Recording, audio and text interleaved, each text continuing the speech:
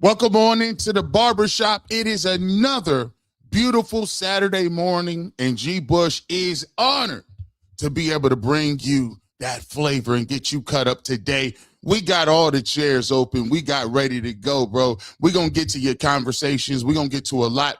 And I got a special show planned out for you guys today coming up in about I think at 10 o'clock. You know, I don't really actually do this a lot. Y'all always be asking for stuff. Y'all be like, yo, you need to get this. You need to get this. I say, okay, well, let me switch it up. What are we going to have at the 10 o'clock hour? Coming in at 10. It's Tyvis Powell. Tyvis going to pull up for me. And Tyvis is going to give you a training camp preview. We'll talk a little bit about LeBron. He'll come in from 10 to 12, right? So we'll talk about the Browns preview. We'll get to that. We'll get to some LeBron stuff. And then if you're going to do it up big time, I talked to my big homie. It's training camp time. Darren Smith, KLKC. In Kansas City covering the Chiefs. He actually was supposed to be at training camp, but he pulled up on the Browns. He pulled up on the Browns guys with us today. He'll be on at 11. So here's how it's going to work. I'm going to be on for an hour. We're going to get to some things. Then we're going to bring Tyvis in from 10 to 12, right? So 10, you got another mix up. Then at 11, we're going to all three of us be on. Me, Tyvis, and Darren, he'll be on. So we got you covered today. We're going to get you ready to go. This is what I would like to call that extras panel. We just gonna get on here and talk a little bit on Saturday. Usually it's just me myself, but I wanted to give you something special before we went out of town to get that together. So we're gonna have a great show planned for that when we get back. And what we need to get to is this: Ryan Clark's untimely firing at ESPN is a lesson for everyone. I thought that it was so important that I needed to come out and preface this, and I needed to speak on this because I think it's a very important topic. One of the things that you hear me all the time say is independent media. You see me where I'm on platforms and I bring a lot of people from all different spectrums, whether you're a journalist, whether you're an opinion person, whether you're a blogger, whether you got a YouTube channel, maybe you do Instagram reels or shorts, maybe you just a person who is trying to get in the game. The barbershop platform is all about that entrepreneurial spirit. And I think there's a valuable lesson in how we have to operate in independent media.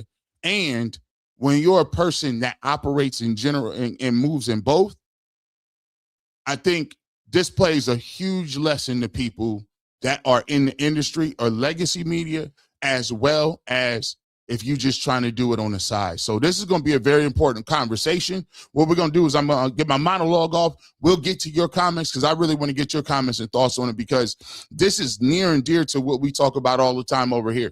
As you know, I work for 35 different outlets, and I'm going to give you my insight into what Ryan Clark says and show some places and pitfalls and give my story on how this thing works and how we really move. So it's a great opportunity. Make sure you're checking this out. And as always, you know what it is. Hit that like button, hit that subscribe button as well. Let's get to this. Let's start with this. Ryan Clark was let go by ESPN. And Ryan Clark, if you don't know who Ryan Clark is, Ryan Clark used to play for the Washington football team, Washington Commanders or Washington Redskins, whatever you would like to say. Also, Ryan Clark also played for the Steelers. He's on the Pivot podcast, which is a very popular podcast in the industry. He's on there with Channing Crowder. He was on there with Fred Taylor, and they do it's almost like a intersection between sports culture and all those different things. But Ryan Clark's daytime was on Get Up, which is a show on ESPN. He was also an analyst for ESPN, really good analyst. I think he's an Emmy Award winner. He's one of the guys that is all over the place in football and when football season happens, and he's just a tremendous analyst. He was let go or fired mid-shift, like fired mid-shift. He was on the air when he got fired, and it caused a storm, right? And it's the first time that he's been back to tell his story. I want to acclimate you guys to that story and then get into what we want to talk about today. Let's see. No, I'm upset with myself from this perspective. There were signs, but I truly thought for the first time in my life, I worked so hard at something I was so good at something, everybody acknowledged that I was, that they couldn't fire me, that they wouldn't fire me, that a company get up. So to me, the signs were always there. And I called, man. Yeah. I called executives, I called decision makers, I called bosses. Is my schedule changing? What's it look like? And it was never a definitive answer. But I think it was never a definitive answer because this was always the plan. Yeah. What's it based off of? Well, to address the head down thing, what makes me a little bit sad about myself is I did adjust who I was to try to keep my job. I did have meetings with people and say, okay, what makes me sad is even in trying to adjust to be at least more of what certain people wanted, they still fired me. And so people to figure out what you can do. Did anybody give you a heads up? yeah, I gotten some heads up. I mean, summer ago, Stephen A sat with me, took me to lunch in Los Angeles. And he told me, he said, you know, there's a particular executive that doesn't like you. Now, let me be honest. I had been hearing this for years, right? It had gotten to me so many times. And so having that dinner or that lunch with Stephen A was just confirmation of it. He's like, you need to go set a meeting. But so many times I heard friends. You talking about 4 Central on Monday. What happened on Monday? Because you got, bro, you got 5-minute shifts. Get fired halfway through that job. Hey. Listen, man. So first and foremost, we'll get right off into this. Foremost, what we got to get to is the fact that this right here should be a lesson to all of us. It's one of the reasons why I always say independent media needs to be a forefront and on the focal forefront of everything that you do, whether you are a person that's in the game or outside of the game, because this is a typical thing that we see.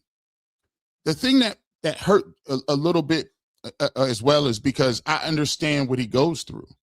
I understand. See, when you are only one of few in the industry, right, that's on the other side, you have to realize that you are the representation of an entire culture or an entire people, and you represent the feelings of people who feel that they don't have a voice. You are the representation of this is the person who made it, but you are also the representation, and you also are dealing with people who are well aware that you are the only one. They are well aware that you can be singled out, and they are well aware that the things that you speak about and talk about are situations in which that can and will be used against you, and if somebody does not like it.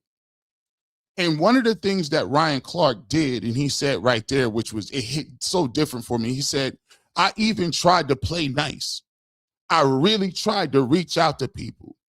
I even changed some of the stuff that I talked about because I understood that I was going to try, and they still fired you. This is a case in point where ownership is not a question or a suggestion. It is a necessity. Here's the way I come about it. Here's the way I come out about it. Anything that I do on the outside, because I have the advantage of I've came from the position, and the best thing they could have ever did to me was not give me an opportunity early on. And the only way I could get my emotions, my feelings, the things that I thought were important at was to create my own platform, build it from the ground up, and do the painstaking work of being out here consistently reaching out to the people. And sometimes it takes years. Sometimes you can take months. But the reality of the situation, you must have it, because you never know when you wake up tomorrow and it can all be done.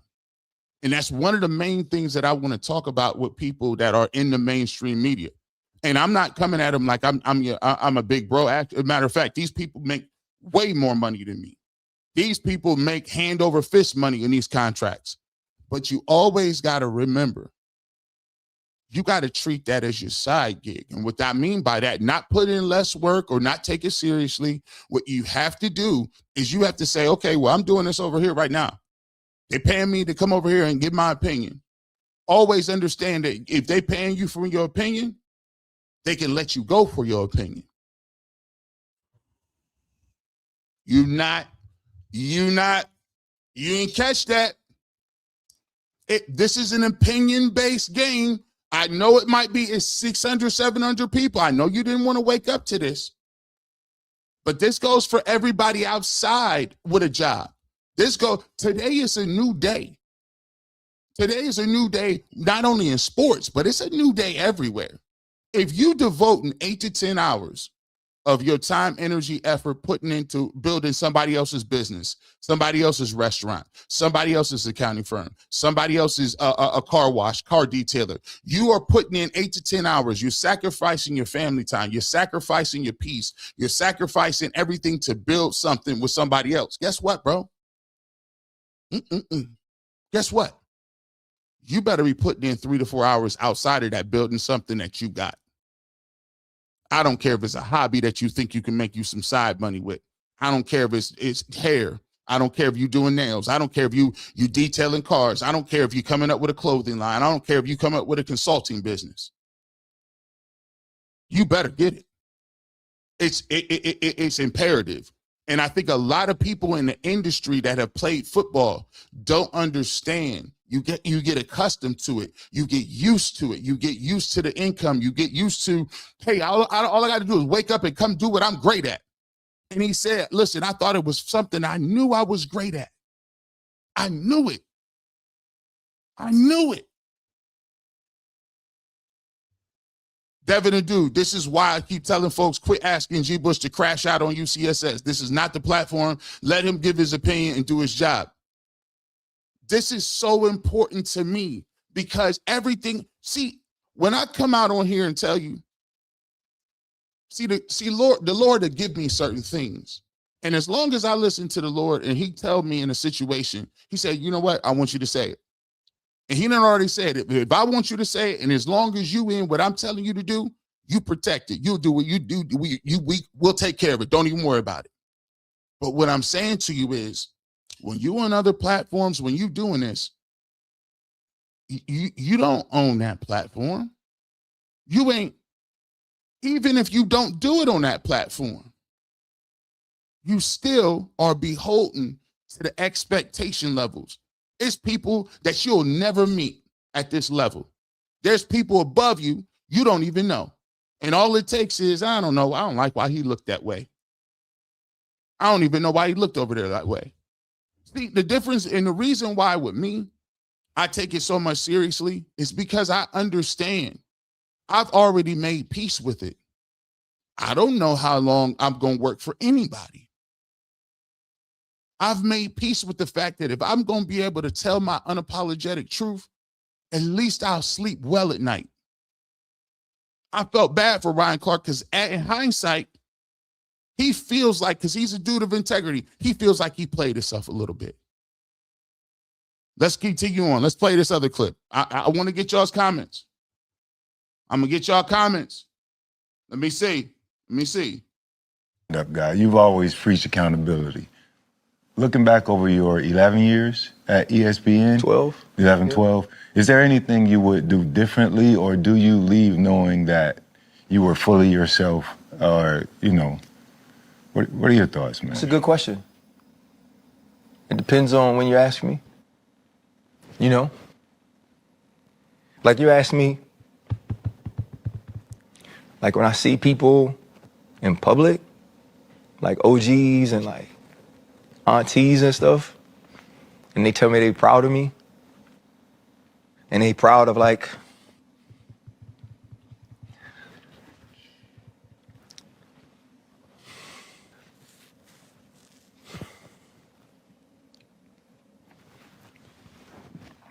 and they proud of like the way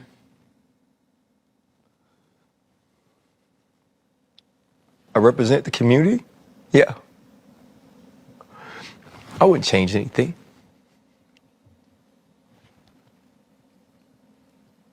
Because that means the world to me. You know, I like when I go home and this kid, you know, from the West Bank is like so accepted in New Orleans now. Like, I wouldn't change that. You know, never. You know, like, all I ever wanted to do was be accepted. No, we're going to stop it right there. We're going to stop it right there. Let me tell you something. This is important for y'all to hear. What Ryan Clark is going through right now is something that every prominent African-American journalist, media member, opinion person in the media goes through. You are always trying to prove yourself. You are always under scrutiny, even when you don't feel it, even when it ain't said in front of you, even when you are always auditioning. And what you're seeing from him is emotional, psychological fatigue. To carry that for 10 years, you don't understand the impact that it has on a person's emotional and mental health. Because he said, all I wanted to do was be accepted. We talk about Shedeur Sanders, and half the reason I go off on Shedeur Sanders' situation with Kevin Stefanski is because Kevin Stefanski made it a hostile work environment for a person that was supposed to be part of the team. He made him feel like he wasn't even welcome. He wasn't worthy of saying somebody's name. He wasn't worthy of a straight answer. He wasn't worthy, and then had the nerve to go back and leak all kind of information to all these other people. Had to go back. And so when Shedeur gets to Cincinnati and he's like, man, I almost had Book says he had to call him in the middle of the night. That is a silent burden you carry. Can you imagine having to go to work? Can you imagine having to live in a place where you're the only one and everything you say can and will be used against you in the court of public opinion? I always say this situation. I always talk about people and how media members and people will say they'll play the victim. Oh, well, Shedeur's fan base is on me. I said, but let me tell you something. When I make a comment about somebody, who do you think gets more scrutiny? When I said Baker Mayfield wasn't going to get it done, how many people was in my timeline, my DMs? And when they mad at us, they don't call us clowns or say, no, they call us, you know what? So I don't play the, oh, well, look how we're being treated. No. Listen, you know how many times that happens? And I ain't mentioned it one time. How many times you see me crashing out on people? How many times you see me having stuff? Because you learn. We learn. We learned what Jackie Robinson had to do. Jackie Robinson was called every name in the book, death threats. And he had to go play with them folks and act like everything was fine. What you're seeing right here is full. That stuff wears on your soul. And you see it as a grown, successful man that played in the NFL. And all he said was, all I wanted to do was be accepted. You know, and want it. So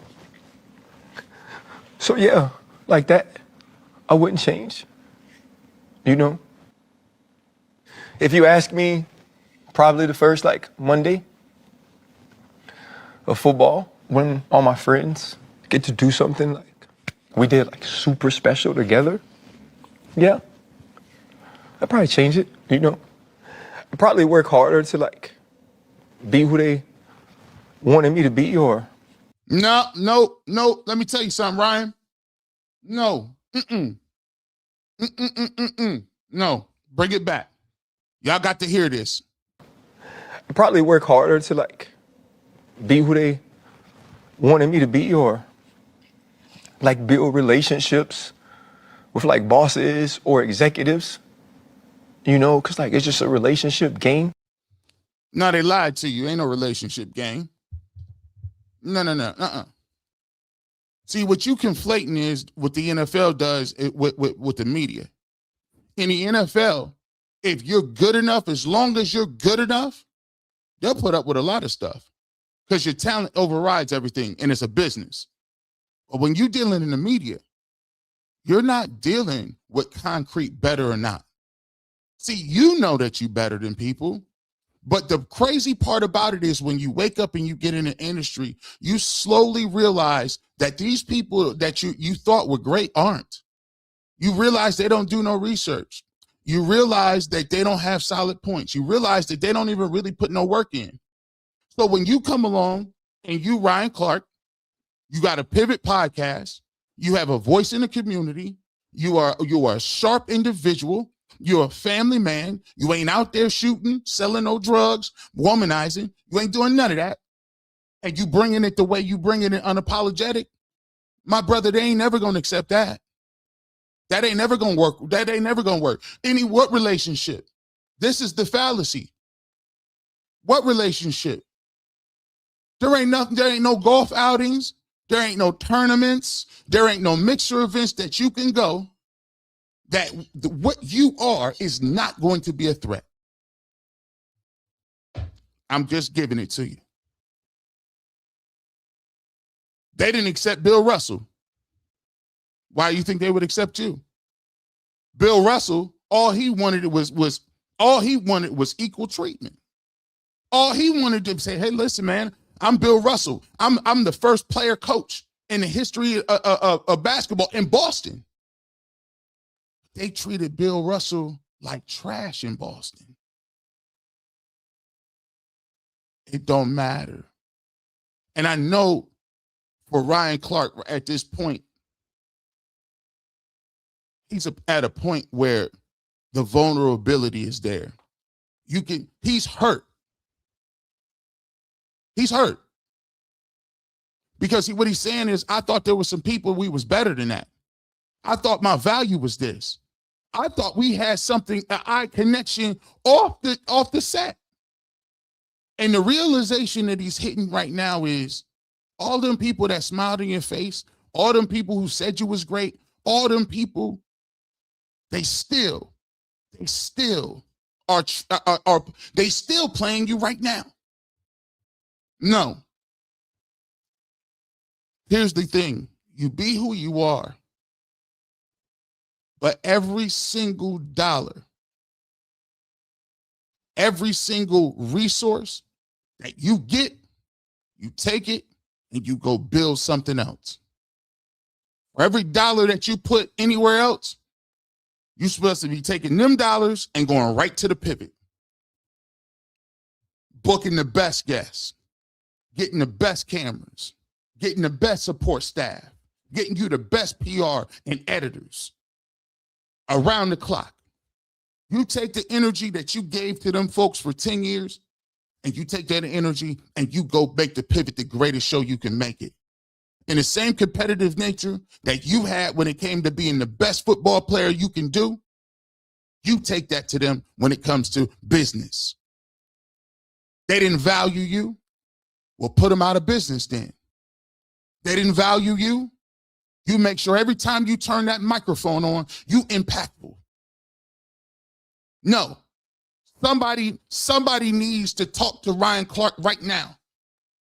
I need to see this because I live this every single day. And the only difference between me and Ryan Clark was the good Lord blessed me with no's. Sometimes no is the best blessing you can get. I prayed on my knees for years to get shows. I sat in my car and cried after I got a divorce and had lost everything. And had to move to the hood with nothing but the bag. I lost my house. I lost my car. I still had to pay for stuff that wasn't even mine. And half the reason it was is because I was following and chasing a dream. And I said, Lord, I didn't do nothing wrong. I didn't do nothing wrong. I didn't went to school. I didn't did everything I could. I work hard, and I was just at a point where I just couldn't do it no more. I couldn't do it no more. And you break. You break because you want something so bad, and you know God gave you some talent for it. And you know what he did? Every door that was seemingly open, he closed them. No, you're not going to work with ESPN Cleveland. I wanted a full-time job on 92? No. I wanted a full-time job doing anything? No. I pitched podcasts. Can I get a podcast? No. Every turn was no. But that was God. God said, no, no, no, I got something. Hey, son, I got something for you. I got something different for you. Yeah, I got a little something different in mind for you. I got a little something that you'll have peace of mind at. I got a little something that's a little better than that job.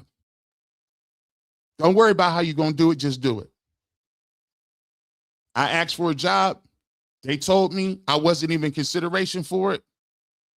And instead of me just continue to go back to work, you know what I said? I said, listen, no disrespect to anybody. I'm going to put my resignation in. This is after a person who had a top show, top 5 show in the city, according to Cleveland Scene magazine. I poured everything I had into that show, The Barbershop. And one of the most difficult things in the world was on my last show, I couldn't even tell people where I was going because it was felt like, oh, well, you might be trying to steal your audience. You mean the one I cultivated, the one I curated? See, but for me, lucky thing I got God-fearing mothers and fathers and parents who educated people. Before I started in these shows, my mom came to me and said, son, your dad is retiring. We want you to start a business. We believe in your talent. We want you to start something. My mom, when my dad got his final check, they gave it to me, handed me about $3,000. She said, take that $3,000, go get an LLC, copyright the barbershop logo, go get you a camera. At the time, I'm going through a divorce. And she said, under one condition, your ex-wife is not in this. I said, don't worry about it, Mom. We're on the way out of there. She gave me that money, and I bought music beds. I copyrighted the logo. I copyrighted everything. We started Fifth Dimension Media, and guess what? I didn't know it was going to work, but that's how God works. That's how he worked. So for me, I'm going to continue to go wherever I'm at and do the best of my ability. But always remember, sometimes where God's hand going to take you, you might not know. So if I'm supposed to be here, I'm going to be here for now. Where God moved me is up to him. But I'm not going to be caught off guard by nothing. No, I'm not going to be caught off guard because the NFL stands for not long for long, and people who are covering the NFL is not for long. Let's continue. It's like I just see these people on TV who like aren't better than me, but I know I've never been at the tables they've been accepted at. So yeah, you know, there's some things I would do differently. I feel like there's a group of individuals who wanted to like devalue my voice, who wanted to take away my platform. I feel like I let them win.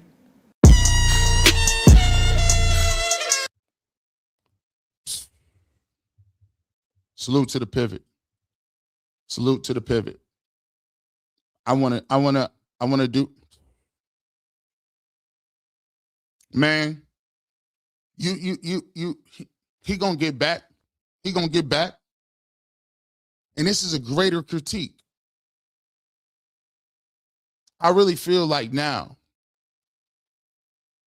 we at a point where for the first time that I feel in my life that the community and the culture is solidified. Everything ain't perfect. But the thing I'm most proud about is that when we talk about the hashtag New Cleveland, I love the fact that everybody is for everybody. For so long, they didn't use the divide and conquer tactics. And I know I probably won't be, this is not very popular. Because if you in the mainstream media and you one of them, and you work for these outlets, there is pressure, invisible pressure, that sometimes says, yeah, you in here, but forget everybody else. You made it. What else you want? You made it. You're here.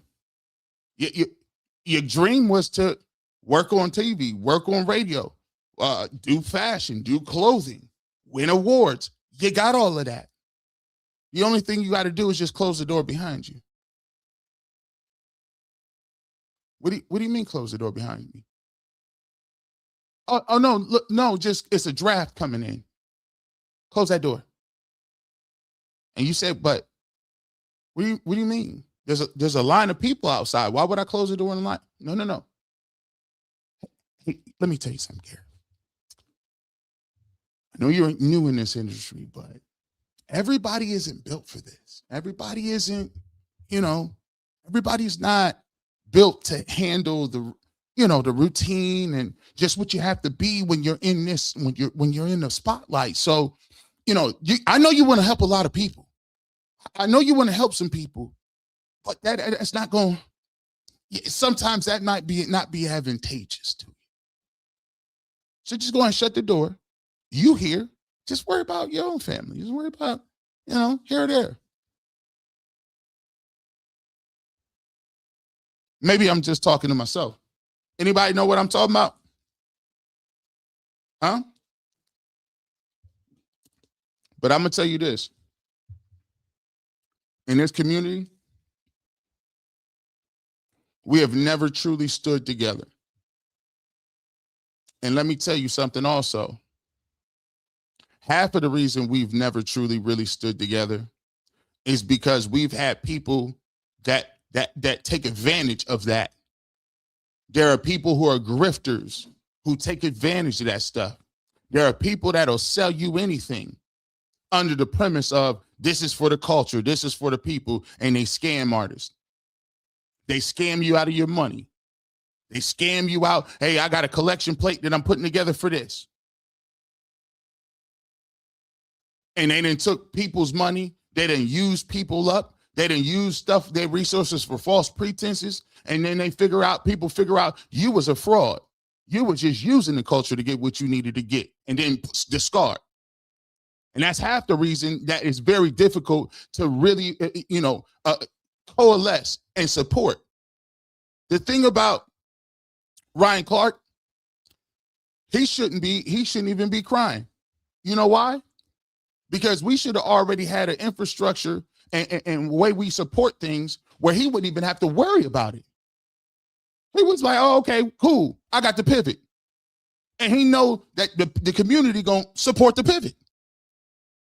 So ain't no, okay, ESPN, thank you for your time and energy. I appreciate the time we had there. But, okay, well, we go follow Ryan Clark over there. We gonna watch him over there. See what I'm saying? He shouldn't even be crying. It'd be like, oh, it's nothing. Hey, let's go over here and just, we over the pivot. Come on, watch over here. We gonna do something over there. See what I'm saying? But you got to be dialed in, though. You got to be, and for him, it's the best thing that could have ever happened to him. He don't see it now. Because I know he got a lot of responsibilities. Trust me, I know. When you on, that man is taking care of everybody. He got a wife. He got in-laws. He taking care of his mom. He got his kids. You know what he doing. He put money back into the community. So I know what he's figuring out. He ain't worried about himself. Ryan Clark will be okay. He ain't worried about himself. What he worried about is his people and around him. How I'm going to do this. I take care of so-and-so. Because when you the one, and I'm not saying the one, but when you the person that got a responsibility, you ain't thinking about yourself. I don't think about myself. If I just wanted to just show up and do my jobs that I can do, me and Rosie can live great. Me and Rosie will be just fine. We modest people. We don't do too much. We'll be okay. But where it would hit me the most was I know what responsibilities I got. I can't quit like that. I got people that I'm working with every week. I got brothers. I got Tyvis. I got Earl. I got Bryson. I got Trent. I got my mom and dad. My wife got 10 brothers and sisters. Shout out to them in the Philippines. We gonna work. I gotta, it ain't me. If I just wanted to do this, well, you do this, be fine. But it's the burden. It ain't even a burden. It's the responsibility that you feel that comes along with that. Let me get to this. There were mass layoffs at ESPN. I did not think, even if there were mass layoffs at ESPN, I did not think that we would see Ryan Clark as being a part of them. I'll say straight up with no hesitation at all that if Ryan Clark would not have been so outspoken, was not so outspoken about issues relating and regarding Black people, both on air at ESPN and with the things that he does with the pivot and other places, I do not think that he would have lost his job. I know that there are a lot of economic situations that are happening at ESPN. They're paying some of their top level talent enormous sums of money, and there's not always enough to go around. But I'm telling you right now, the stalwart on that network to me right now, we talked about it with Dave Roberts. The best show on there is the football stuff that they're doing. Mm-hmm. And Ryan is a gigantic part of that with everything that he was able to accomplish in the NFL. And he has become, throughout his time at ESPN, an absolutely sublime football analyst. I also think that with the pivot, he became even bigger. I mean, he's been at ESPN for almost 10 years, if not more. And as he started to build his platform outside of it, corporations don't like that. They want you to be known for what they are and not as something even bigger. Like, even as big as Stephen A is, he is still ESPN. He is still tied to that more than Ryan was becoming this big, and has become this big cultural and important voice outside of ESPN on his own platform. I don't think corporations like that either. I think that they feel threatened by that. Oh, listen. Oh, y'all talking. You ain't back here talking. One of the things is people don't like you giving away free game. You ever say the game is to be sold, not to be told? Well, a lot of people don't understand the way the inner workings. That's why it's dangerous when you got people. I wouldn't say dangerous. There are people that feel threatened with people who have been in the industry that have accumulated the knowledge of the way it works. And when you understand the way it works, you then can make and move certain things to make it advantageous to yourself. Case in point, when you are working on any radio show or you work in any television show, they sign contracts where, they're getting 1-2 year deals, right? 2 years or maybe 3 years. 2 years is standard in the game. Now, you get a 2-year deal. During that time period, you under exclusive right contracts. You can't do podcast appearances. You can't have your own podcast. If you want a podcast, you're going to do it with the station. Now we'll figure that out.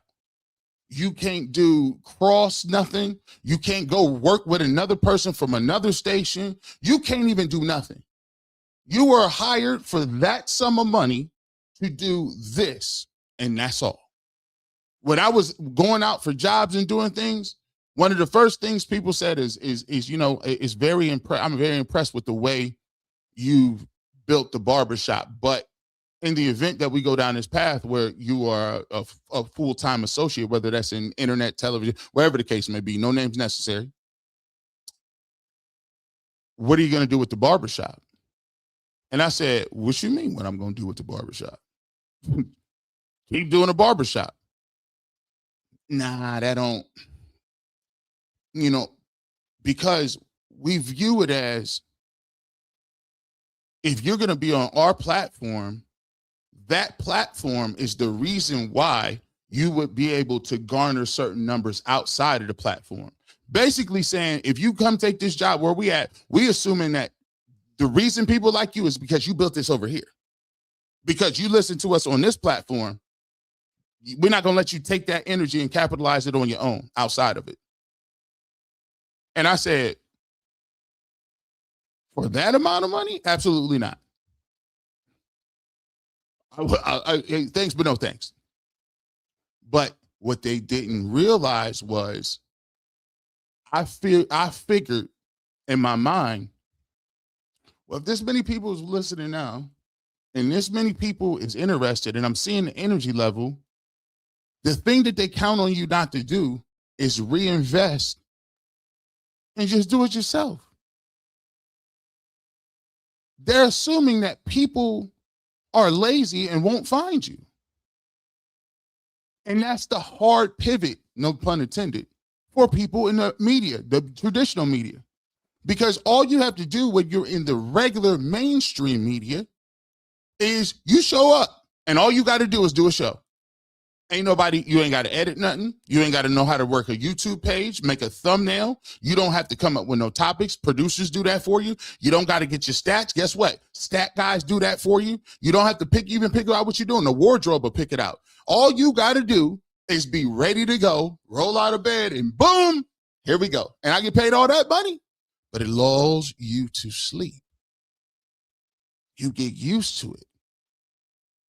So when you got to go back to the bottom and get it out the mud, when you got to get it out the mud, now you're like, I'm used to the Versace suits. I'm used to the Tom Fords. I'm used to, the big audiences. You meaning to tell me it's only 400 people watching me when I was in 3 million households? I got one more. And we're going to get to this, and I want to get your thoughts on it. Coming up, if you just pulled up, 1,300 people in here, hit the like button. Jewels is accepted. Coming up at 10 o'clock, we got Tyvis Powell pulling up on us. We'll talk about our Browns preview. And later on the show at 11 o'clock, we got Darren Smith. So we're going to get to some football. We'll get to your super chats after this as well. Let's get to this last little clip, and then we'll go super chats and get your opinion on what's going on. What happened on Monday? Because you got 5-minute shifts. Get fired halfway through that job. Hey, Jared, crazy, right? Hey, where'd the other box go? Yeah, so let me put this to bed. I wasn't laid off. I was fired. They're using layoffs as a cover and a camouflage for what they already intended on doing. But there was no cause for it. So because there was no cause for it, you couldn't just fire me. So you had to wait to the layoff so you could camouflage it and veil it, right? But here's the other thing. If I was laid off, like everybody else, they came out on Tuesday. Mine came out on Friday. I get the call. I get a text from our showrunner that tells me to call my boss. I call my boss in the break, tells me they're letting me go. He said this is a very awkward call. This is a hard call. I could hear how hard it was for him. And if anybody was going to call me that was anywhere on the executive level, whether low or high, he's the person I wanted to, the way he's fought for me and rode for me. And he said, our friends, jokingly, at Outkick had the story, and we're going to leak it. Let me tell you why I know I was fired. Because during the season, after some of the Kyron Lacey news broke, there were people on our network along with me that said something about it. Both of those people apologized, as did I. I didn't want to. And I was told I couldn't come to work if I didn't. And at that point, I said, well, I can't come to work tomorrow because I don't believe I did anything wrong. Some conversations happened, and we got to that point. And Outkick wrote an article about all the people that apologized. 2 very prominent faces at ESPN. And they praised them for who they were and how they brought this thing back around. And they bashed me, talked about how negative I was, and spoke about me in such a nasty way. And I sent an email, and I was very poignant in saying, you have to watch who you listen to about me. There's certain people who want to paint me as a certain thing, certain people who want to devalue my voice, certain people who, no matter what I do, with all the great I've done, they've never mentioned that. But in this case, there are 3 people who are very important to this network, who all did the same thing, who all responded in the same way. And only one of us was vilified, and only one of us was a black man. And so how poignant, how purposeful is it to make sure that that's the exact same publication that gets the story that I'm going to be fired? Because you know what they're going to do? They're going to praise ESPN. They're going to pump ESPN up for getting rid of the person who stands up for the community. And they're going to say that these are all the reasons why I didn't belong on TV in the first place. Make sure you go check out the Pivot Podcast. Make sure you go check out the Pivot Podcast.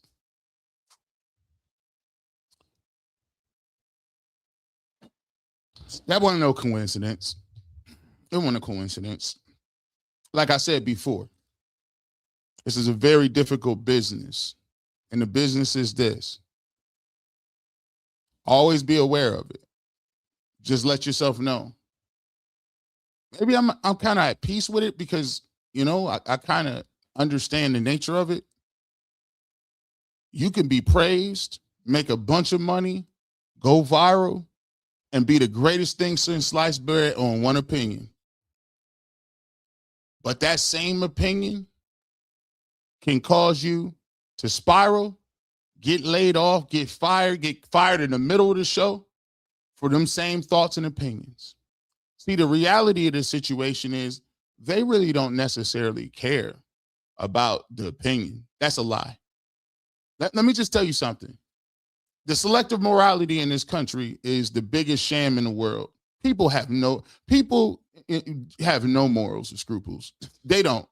They'll tell you what they got. But the thing is, they only do it. They fine with anything as long as it benefits them.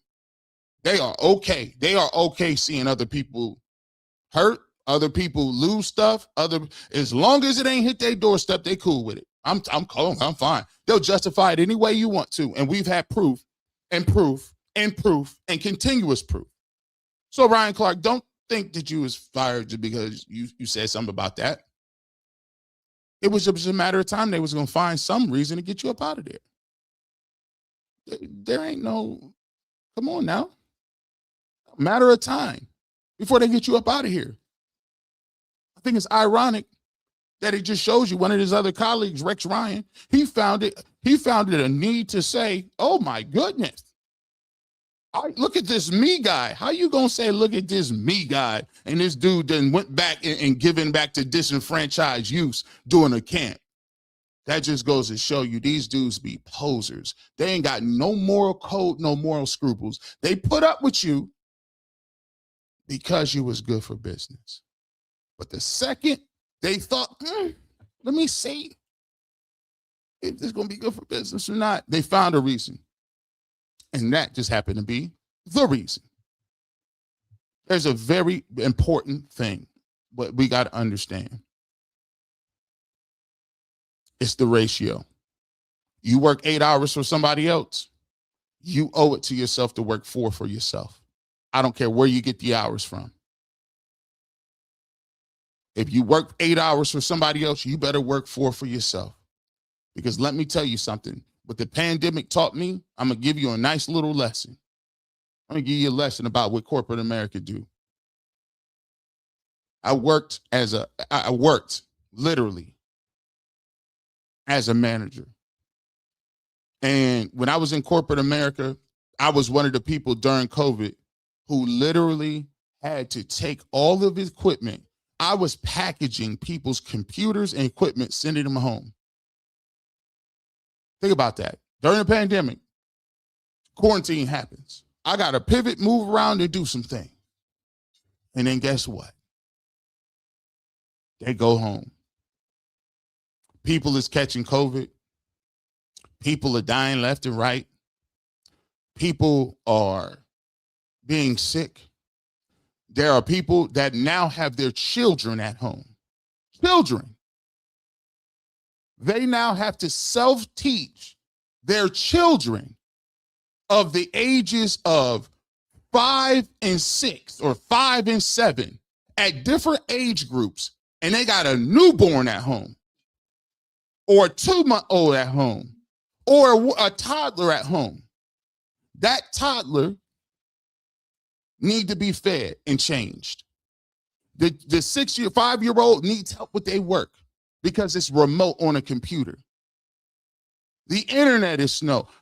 So now the internet lagging because you trying to do a job on the internet making calls, the mom or the worker. There is no daycare because of COVID. There is no school, so you're trying to teach people. And then you got another a kid that's 7 years old, and you got to help him with their homework. Mind you, there is no school, so all the lunches are gone. So now you got to make 3 meals for hungry children at different age groups with different expectations while you're teaching them, while you're trying to keep their attention, but yet and still, we need you to be on these phones and we need to make these calls and we need to be doing X, Y, and Z. And I sat in a meeting, and I looked at these folks' face as they talked about, well, looks like so-and-so is taking a lot of break time. Have you had a conversation with her? It's looking like so-and-so is taking her calls or volume is calling. Someone said they had to go to a funeral. Is there any way that they can take PTO or guys, we can't have this many people in and out, and guys, we need to have a conversation about the attrition rate. Shut your mouth. These people are the greediest individuals in the history of the world. They don't care about you or none of them. If you dropped and passed right now, they wouldn't give a you know what. You know what they do? Go find another ticket. And I sat there and I listened to these suits say this stupid stuff about people. The insensitive nature of the way they don't care about nobody but that bottom line and them tax breaks that they keep getting. You are a number to them folks. And the quicker you better realize that you are a number, you have no impact, and they will assume, forget what your name is, the better you actually can go about your life and don't have a problem with being like, screw this. It's the reason why we went through so much turmoil in this country during COVID. It's because we finally woke up and realized that they don't give a doggone you know what about you. Because when everything was going to hell in a handbasket, you know what they did? They looked at you as a number about production. How the heck you supposed to feed 3 kids, teach your own kids, make sure they stuff is done, and then make calls. Sorry, I get a little, I just get a little emotional. I got a couple of super chats. Oh, we got Tyvis in the building. Tyvis is here. Hold on, we get to you, Tyvis. Let me read a couple of super chats. We ready to go.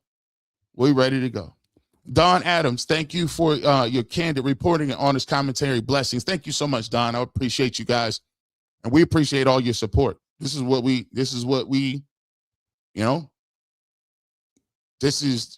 me, this is what it is. I hope this is an example, and it's a tough example, but it just shows you some of the pitfalls that we kind of fall into. Ken R says, thank you so much for the jewels, 400 jewels. We appreciate you so much.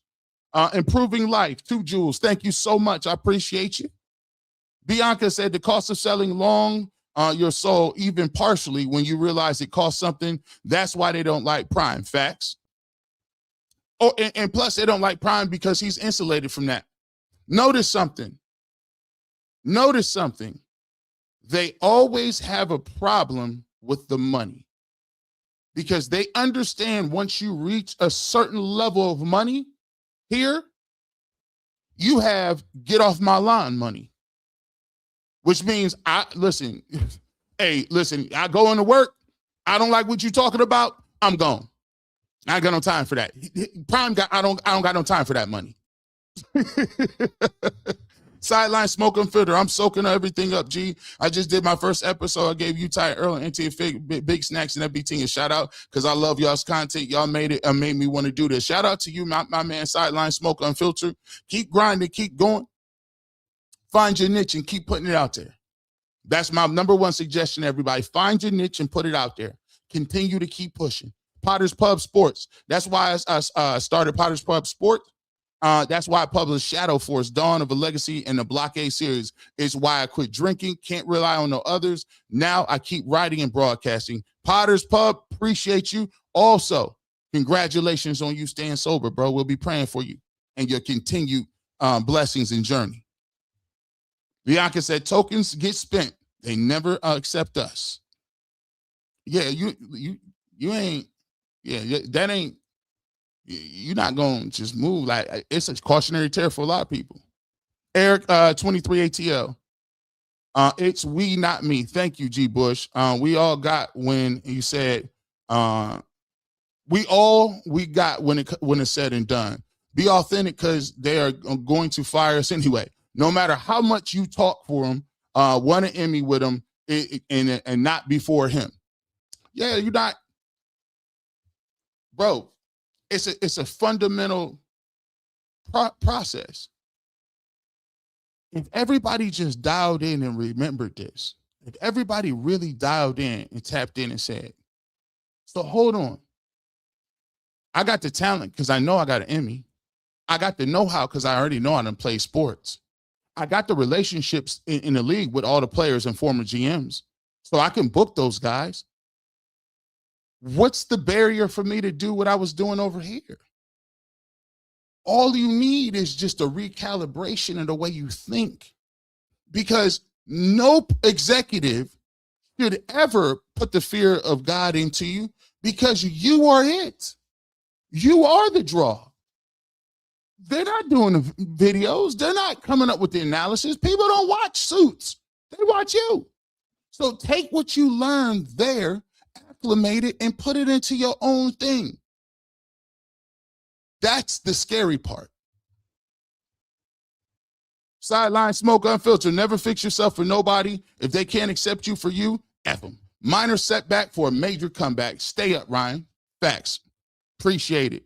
Bianca said, Dixie Mafia, Eagles, the good old boys. They always stay on code. People try to say, oh, the reason why Ryan, he told that one dude that he sounds like a non-athlete, he got mad about that. Why would you get mad about that? If I was talking to a doctor and I said, man, doctor, I don't understand. Like, man, you talking about these people out here and we talking about medication. I'm like, why you need the medication? You should get some natural herbs. And the doctor turned to me and said, G. Bush, you sounding like a non-PhD. Yeah, you're right. Yeah, you're right. You got me. I ain't got no doctorate degree. Why would I be offended by what's true? That's why I always tell people, if you get mad about that, show your work. Show your work. You ain't got to be a professional athlete to know what you're talking about. Just get in the bag. He should have been arguing correctly. Sapper Daddy, sometimes guys know is the protection he sees what you don't. He's in the room. You're not. I got laid off last week and praised him because I knew he saved me from the destruction in some way. Sapper Daddy, man, I appreciate you. I appreciate you right there, because that's vulnerability. And sometimes I say these things and I don't know why I'm saying them, and they affect people. And it's a situation where now I can talk to folks and say something that may mean something to get some meaning out of it. Keep your head up. I know bigger and better things is coming. Miss Bell says, we are where God allows us to be. Be yourself in all things. Give your best and know that everything has a season. We are replaceable and nothing is forever. You got the job, you'll get enough. Miss Bell, that's what I'm talking about. That's that wisdom right there. That's that wisdom we need from our elders in this community. Man, the grandmothers, man, look, why you think we be losing our mind? Why you think the most powerful thing is when you lose your grandmother? They just got a certain way of the strength, the stories, and if you think we got it bad, what they doing? Lawrence RB said, that's one of the reasons I like Final Cut. You're establishing another revenue stream outlet for us. Earl, Tyvis vibe is that way and is way different. Well, let me go ahead and get to this, man. With no further ado, we got one third of the Final Cut crew. Tyvis Powell is in the building, ladies and gentlemen. Tyvis Powell, cut off sleeveless Tyvis Powell, right? I got to get on the Peloton after this. So you know what I'm saying. I'm trying to drop me a good 15 before the Big Ten the season start, and I'm back on camera. You know, they say that the camera add 10. So technically, if I lose 15, that means I'm going to lose 5 on camera. You know what I'm saying? So just trying to slim down, you know. So I got to get it in after this. You know what I'm saying? But why go on? You blessed? I'm super blessed, man. I'm super blessed. We were sitting there talking about the Ryan Clark situation. Oh, yeah, and, I would. That ruffled my feathers. You know why I ruffled my feathers? It wasn't just his situation. It was the fact that they got rid of him, Cam Newton, Barsky. I'm trying to figure out why they getting rid of all the black former players. That's the part that got me like, so, you know, all right. So, you know, a lot of fans tune in because a lot of the times they want to hear it from a player's perspective. They want to hear it from a former player. A lot of people tune in because they want to hear it from a former black player's perspective. Mm-hmm. And it seemed like they just kind of got rid of all that talent. And I was sitting here, I'm thinking about like, so who we gonna listen to? Dan Orlowski, no disrespect to Dan. Dan does an amazing job breaking down quarterback play. No disrespect to him at all. But like, who else do we have? Pat McAfee, special teams guy, which also he does a great job with his content, by the way, as well. But that's a former punter. Where is, you know, DB, something, defensive guys, black quarterback? Is that maybe I'm not thinking about it. Is Dominic Foxworth still there? Like I ain't seen him in a minute. That's what I'm saying. Like, why they getting rid of all the black former players? That part bothered me. I don't get it. Well, let me tell you this. This is the crazy thing about it. So I was trying to break it down to him, and it's a great conversation. I was trying to break it down to him in terms of look at all the guys you mentioned. Cam Newton got the Funky Fresh Fridays where he's interviewing everybody. And 4th and 1. He got the 4th and 1, right? You know what I'm saying? He's doing his thing. Okay. Now think about I know a couple people down in DC doing their thing, you know. Right. So then you got the pivot and Ryan Clark. Yeah. Ryan Clark been doing big platform, social things that they talking about. I can even go a little bit further. Look at Gilbert Arenas. Gilbert Arenas got Gil's Arenas. He was with Underdog. They looked like they was cooking. See, here's the thing that they get y'all with. I believe, Tyvis, that they're a little bit threatened because if you think about it, if you get people like players like yourself, y'all got the cheat code. The cheat code is you already got the relationships.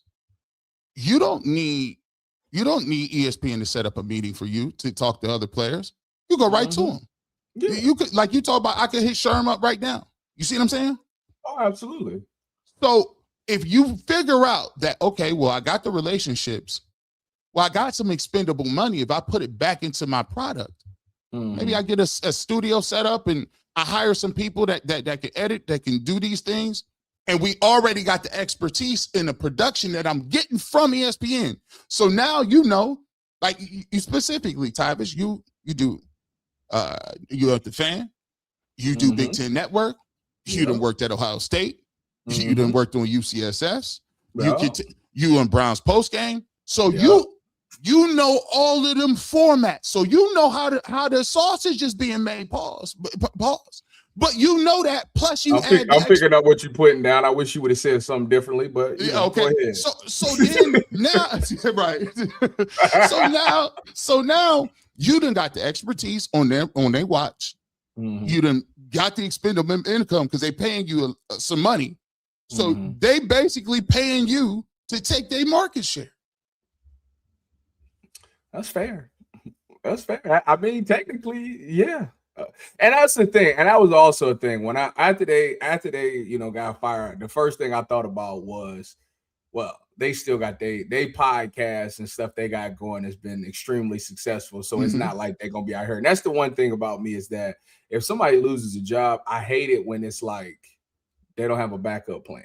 Like, I hate to see people lose it and then like that's it. They ain't got nothing to fall back on. Like, at least with these guys, you know, they did a great job of, and it's actually something that they teach you while you plan. They like, make sure you build in these relationships. Make sure that whatever it is that you want to get into, you should look into like doing that while you still got the jersey on, because people tend to listen to you and want to have meetings with you and want to talk to you while you got the jersey on. So you need to network. And, you know, obviously as a player, that's not something I got bigger fish for. I'm trying to be the best in the league. I ain't really trying to do that. But they definitely urge you to do those things. And it was funny because as I got to the end of my career in San Francisco, like as I seen things to starting to pan out and I was on practice squad and going up and down and all those things, you know, the writing's kind of on the wall for you at that point. And I started to, you know, start meeting the reporters in the locker room, start talking to them, picking their brains on certain things, starting to build relationships with certain people, asking for advice. Hey, you know, like, what did you do to get involved? Or how did you get to where you at? You know, ask those questions.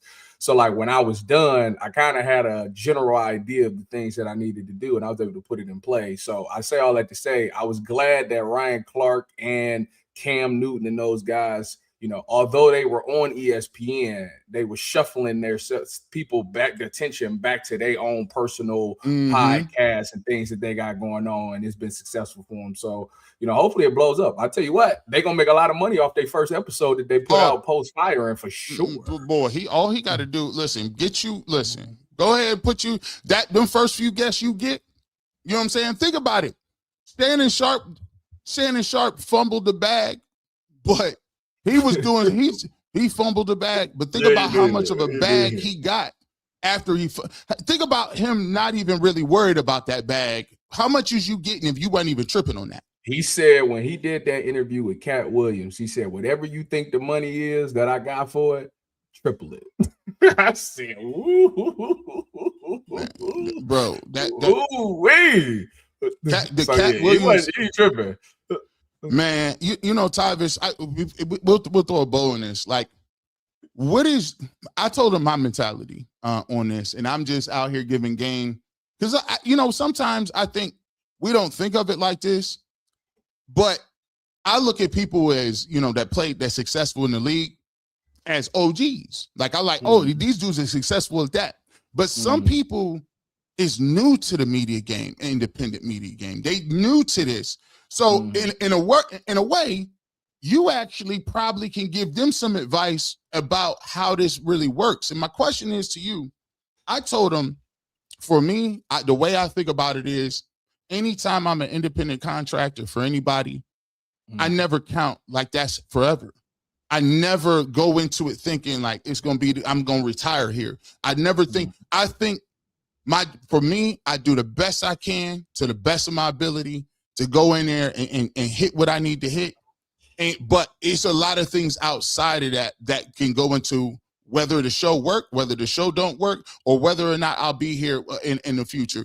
How do you approach it? Because you work for so many outlets. You do independent media, you do radio, you do television, you work for the Browns, you work for all these places. What is your mentality on, all right, like how, you know, my mental health is like, you know, like, how do you deal with juggling all of that and your thought processes on how you view your job security? Well, first of all, I don't look at it as a job, okay? And when you talk about job security, that's one thing that doesn't exist. If the NFL taught me one thing, there's no such thing as job security, right? And if you talk to any of my bosses, they know how I feel about that. To me, I look at everything when I sign my deals, I look at them as 1-year deals, you know, just like an NFL deal. It's a 1-year deal. Next year, when it comes to that time, until you call me, I assume that I don't have a job. Okay. But the way that I attack all of these things is that I look at it as God gives you opportunities for a reason, right? And I want to be the best version of myself every time I'm on the mic or on camera, whatever it is. My job is to do the best that I absolutely can so that if it doesn't happen again, at least I can look myself in the mirror and be like, you know what? It just wasn't for me. It wasn't in the cards for me, but I did everything that I was supposed to do. Same way I attack football. And honestly, that to me has been the best way to keep peace at mind. Is that, hey, did you show up? Did you do your best? Did you hold anything back? No, I gave it everything I had. So therefore, I'm always in a good space for those things. And I always prepare well. I'm always ready to go. I'm like you, actually. I do a lot of, I just be thinking about random situations and random stuff that ain't even going on. And I look into it just in case it pop up. Like I could be in the conversation. Like it be like a lot of times, like random stuff happen. I'm like, you know what? I actually looked this up a while ago. So I'm actually like you when it comes to those things. But it's just about always being prepared and being ready to go. And, you know, and at the end of the day, when it comes to being in this football space, I do have an advantage because I was there. I got to play it. I got to ask a lot of questions. And the number one thing that makes me kind of successful at this thing, a lot of people joke about these things, but this is why I was actually watching Emmanuel Acho and Deebo Samuel got into it on Twitter. Yeah, I remember seeing that. And like this was like a couple days ago, I think. And Deebo's response to Emmanuel Acho was, you play for like 4 teams in 2 years. Why should anybody listen to you? And it was funny because one day I might potentially get into it with a player and they're going to say the exact same thing about me. You've been in the league for 4 years and you play for 8 different teams. Why should anybody listen to you? The reason why they should listen to me is because I failed. And I'm trying to tell you how you don't need to fail. I've made the mistake, so I know what it looks like. I'm trying to help y'all understand the mistake that I made so you don't make that same mistake. So it'd be funny when players look down on people like that because they're trying to give you some free game, especially if you was a player that's been successful where you were and never had to worry about those type of things. Like, it's people out here like me that's like, bro, I know what it looked like. I know the mistake you're making. So just listen to me. I ain't throwing no shade at you. I'm trying to help you out. Trying to help you, bro. It'd be funny when I see people, even now, like people be sneak this to be like, why do y'all listen to him? He like wasn't even successful in the league. And it's like, that's why I'm telling you, so you can understand how to be successful in the league. But it's crazy though, like somebody would say that to you, like as if, because like they don't understand you made it. Like, what are you talking about? Like, that's like being like that's like clowning somebody who lost a presidential race. And you're like, dude, this person beat out their whole entire party, got on the ballot, and people actually voted for them and they came in second place. Yeah, I don't, bro. Like what are you talking about? That's crazy work. Like, but I just think sometimes people do that to discredit. And I love the fact that you already thinking about what somebody gonna say before they say it. That's 100% coming. One of these days, I'm gonna say something, and somebody is gonna get back to some player. He gonna not like it. And all I'm gonna tell him, first of all, the way I address things is I never disrespect anybody. I never would tell you nobody suck or he's terrible. I wouldn't call them names. Like, I wouldn't do that. The way that I like to go about this is I speak on it as if a coach was in the film room speaking about it. Like, so if I say something, 9 times out of the 10, your coach probably gonna say the exact same thing. And if a player did call me out and say that I misspoke, my response would be, well, let's get in the film room and tell me what you see. You know what I'm saying? Player to player, let's talk about it. Like, you know what I'm saying? I ain't saying I got all the answers. I mean, if they teaching you something different, teach it to me so I know for the future reference. So it ain't that deep to me. We're going to get to the Browns training camp preview. We'll get to that. Let me read a couple super chats and then we'll dive into it. I got a couple clips I'm going to play Tyvis. These dudes is funny. They getting funny around here. Camp is coming. T Storm says, G Bush, I thought your ass was on vacation. I didn't expect you this morning. I said, listen, bro.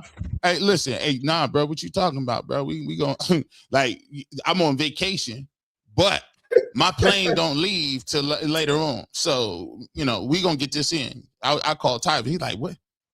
You want me to do what? I said, what you doing? I'm free. He's like, I'm free. Gregory George, what up, cousin? Tell him how your cuz quit his job, lived in his car, moved to Miami to run his own food truck. We are 11 years strong, from a tent to a facts. He did. He like literally.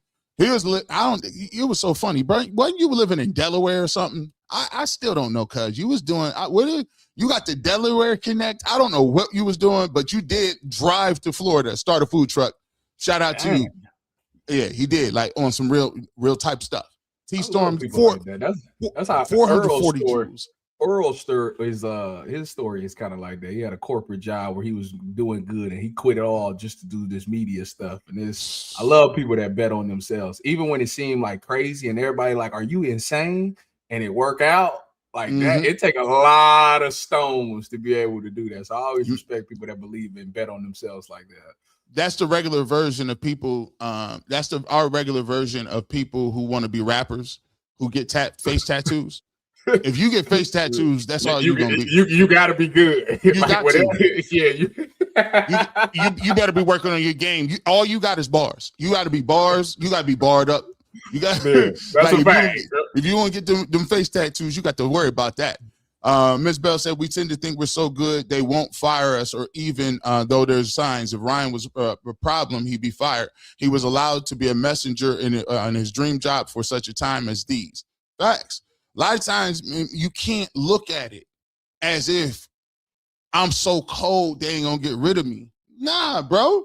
Yes, you know, they ain't playing with you. Kevin Shorts. They tolerate you until they can replace you. That's the way it goes. Listen, hey, let me just keep it real. I talk to Jay all the time. Hey, Jay Crawford was on ESPN. He talk about it all the time, how he got laid off. You know what I'm saying? And even more outside of like Ryan Clark with even more outside of the race aspect of it, ESPN, for better or worse, been laying off people left and right for years, from Trey Wingo, everybody. Every year, everybody. Sarita Allen, how much press is Tony Romo getting for his DUI versus? Oh man, I ain't even see that. They ain't even talking about it. I actually, Sarita Allen, I didn't even know what happened. You didn't? I seen it yesterday on one tweet, and that's all I seen. A couple tweets. That's about it. Speaking of Shedeur Sanders, high five, 100 joules. We appreciate you. Free will, 200 joules. Sarita says, I never forget I'm Black in America. Celebrity laws folks into forgetting that. That's why it's important to stay grounded and know how to play the game. Let's talk about this. There's a situation here. Now, this is weird work. Shout out to Chef Zay. I'm going to play you this, Tyvis. What is going on? Have you ever seen anything like this in the media before? Because we work on both sides of it. And we get into camp, right? We about to start training camp. Yeah. And these guys, people are literally doing things in the traditional space that I've never seen. What is this noise? And as a football player who knows what camp entails and how serious it is, how are outlets doing this as if this is a story? I'll let Chef Zay, courtesy of Chef Zay, make sure you go check him out. I have never seen a player, let alone a 5th round draft pick, live in players' heads more than Shedeur Sanders does. It's unbelievable. Oh, look at Jeffy. What we want to agree. Am I playing quarterback for the Browns this year? Am I trying out? Am I part of the 4-man competition? Let's go, baby. Let's go. These are real. These are real. Just like that, Mike T gave you a pickup. I was in there for that long. For the record, I know that everyone watching this is saying, oh, they probably just staged this. Those are really... Yeah, whatever. This was in response to the video when Shedeur posted him doing the workout with the 30-pound dumbbells that surfaced this past week. Have we ever, I refresh my memory, because I'm genuinely asking if we've ever seen anything like this before, but the hold that Shedeur Sanders has on not only the algorithm, but sports analysts, people who aren't even in the football field, is crazy. When Shedeur said he was the algorithm, boy was not lying. They did a whole segment on Get Up about it. That's crazy. Tyvis. I saw this and I just completely shook my head. And it really does just confirm what you've been saying it. Shedeur been saying it. All of Shedeur's fans has been saying it. You truly want to, if you want to go viral, because that's kind of where we are in the world, is that everybody wants to go viral and get clicks and all these things. You really use his name, Shedeur, and do something like that, you're going to get all the response you want, positive and negatively. But this one, this is a new low. Because, and the part that makes it low is that if you watch the full clip, I don't know who the black dude is, but he was explaining. He did a great job of explaining why quarterbacks lift so little weight, so less weight like that. Because it's a shoulder thing. You really don't do shoulders like that when you're working out. So it made sense. And then to go clown them and do that, like, oh, this is nothing. Yeah, no quarterback is lifting like that. Is you crazy? I'm not about to lift my shoulder like that. So to me, I saw this and it just completely confirmed it. Like, y'all really is using this man for clicks. And that's sad. Like, that's really sad. Like, to me, and this is the part of the stuff that triggers me. Because I'm not one of them type of people. I say how I truly feel. Like, I say what it is and how I feel. I've never said to myself, I'm gonna go in there and do this because this is gonna get me viral. Like, I don't care about that stuff. I care about the truth. Like, I care about trying to be as authentic and as real as possible with people, because I owe that to the people that watch us, is that to be as truthful and genuine as possible so you can understand where I'm coming from. But the fact that these people be mocking this dude and be using this man for clicks, it's unacceptable. And it's sad that this is the world that we live in now. I can't stand it. I really can't. And I sound like an old head. I can't stand it. You know why it rubs you? It rubs you wrong because all right, here we go. Tyvis. It's corny. That's why I rub me wrong, because it's corny. It's cornball mentality. It's corny. It's like, I'll be like, y'all, this guy can't have friends. He cannot have, like, the thing that I think triggers you is because this. I'm gonna just tell you what the business model is. They bring y'all, they use ex-players to prop up people that nobody would listen to. Yeah. Think about it.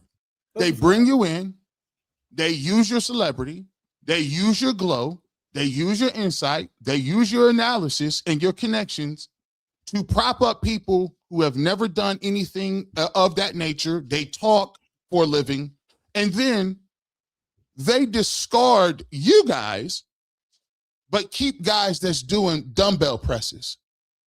But what the heck is that? But, like, my thing is this, like, they know the right people to say it to, though. Like, this came after all those firings at ESPN. Could you imagine if they said, hey, Cam, we about to go do this. We about to go make fun of you. But Cam probably be like, why? That's corny. Like, what are you doing? No. And then Ryan Clark probably be like, no, you can't do that. Like, like I said, I don't know who the black dude is, and I'm not pulling his black card or nothing like that. But, like, bro, like, come on, man. And the fact that you actually explain why quarterbacks don't lift heavy and then proceed to let them do this, it's like, it's like y'all trying to be funny and all those stuff, but, like, bro, that's not funny, bro. That's not funny at all. It's not funny. It wasn't engaging. It was lame. And the thing about it is, too, I'm gonna just keep it 1,000% about it. I think this just goes to show you that now that camp is here, remember we said, y'all might as well get your last little clicks off now. Because when camp comes around, and we'll pivot to this, when camp comes around, you understand intimately how the serious nature of football camp. I think that some of this, we have to have a spectacle around it. When we in the off season, we got to generate commentary. We got to generate analysis. But when this season pull up, then it's about getting down to the brass tacks of it. And I think that people are like, okay, well, we might want to get this off now. But my question is, Tyvis, what is the calculation if we go to this season or we start to go into camp and Shedeur Sanders is playing well? How do you pivot from that? Like, I'm thinking about it, and I'm thinking about it in a way which I shouldn't be, surprised about it. I ain't worried about it, but what do you think? What do you think the reaction is? How do you come back from that? What the reaction will be. So let's say Shedeur Sanders goes out there and plays at a high level.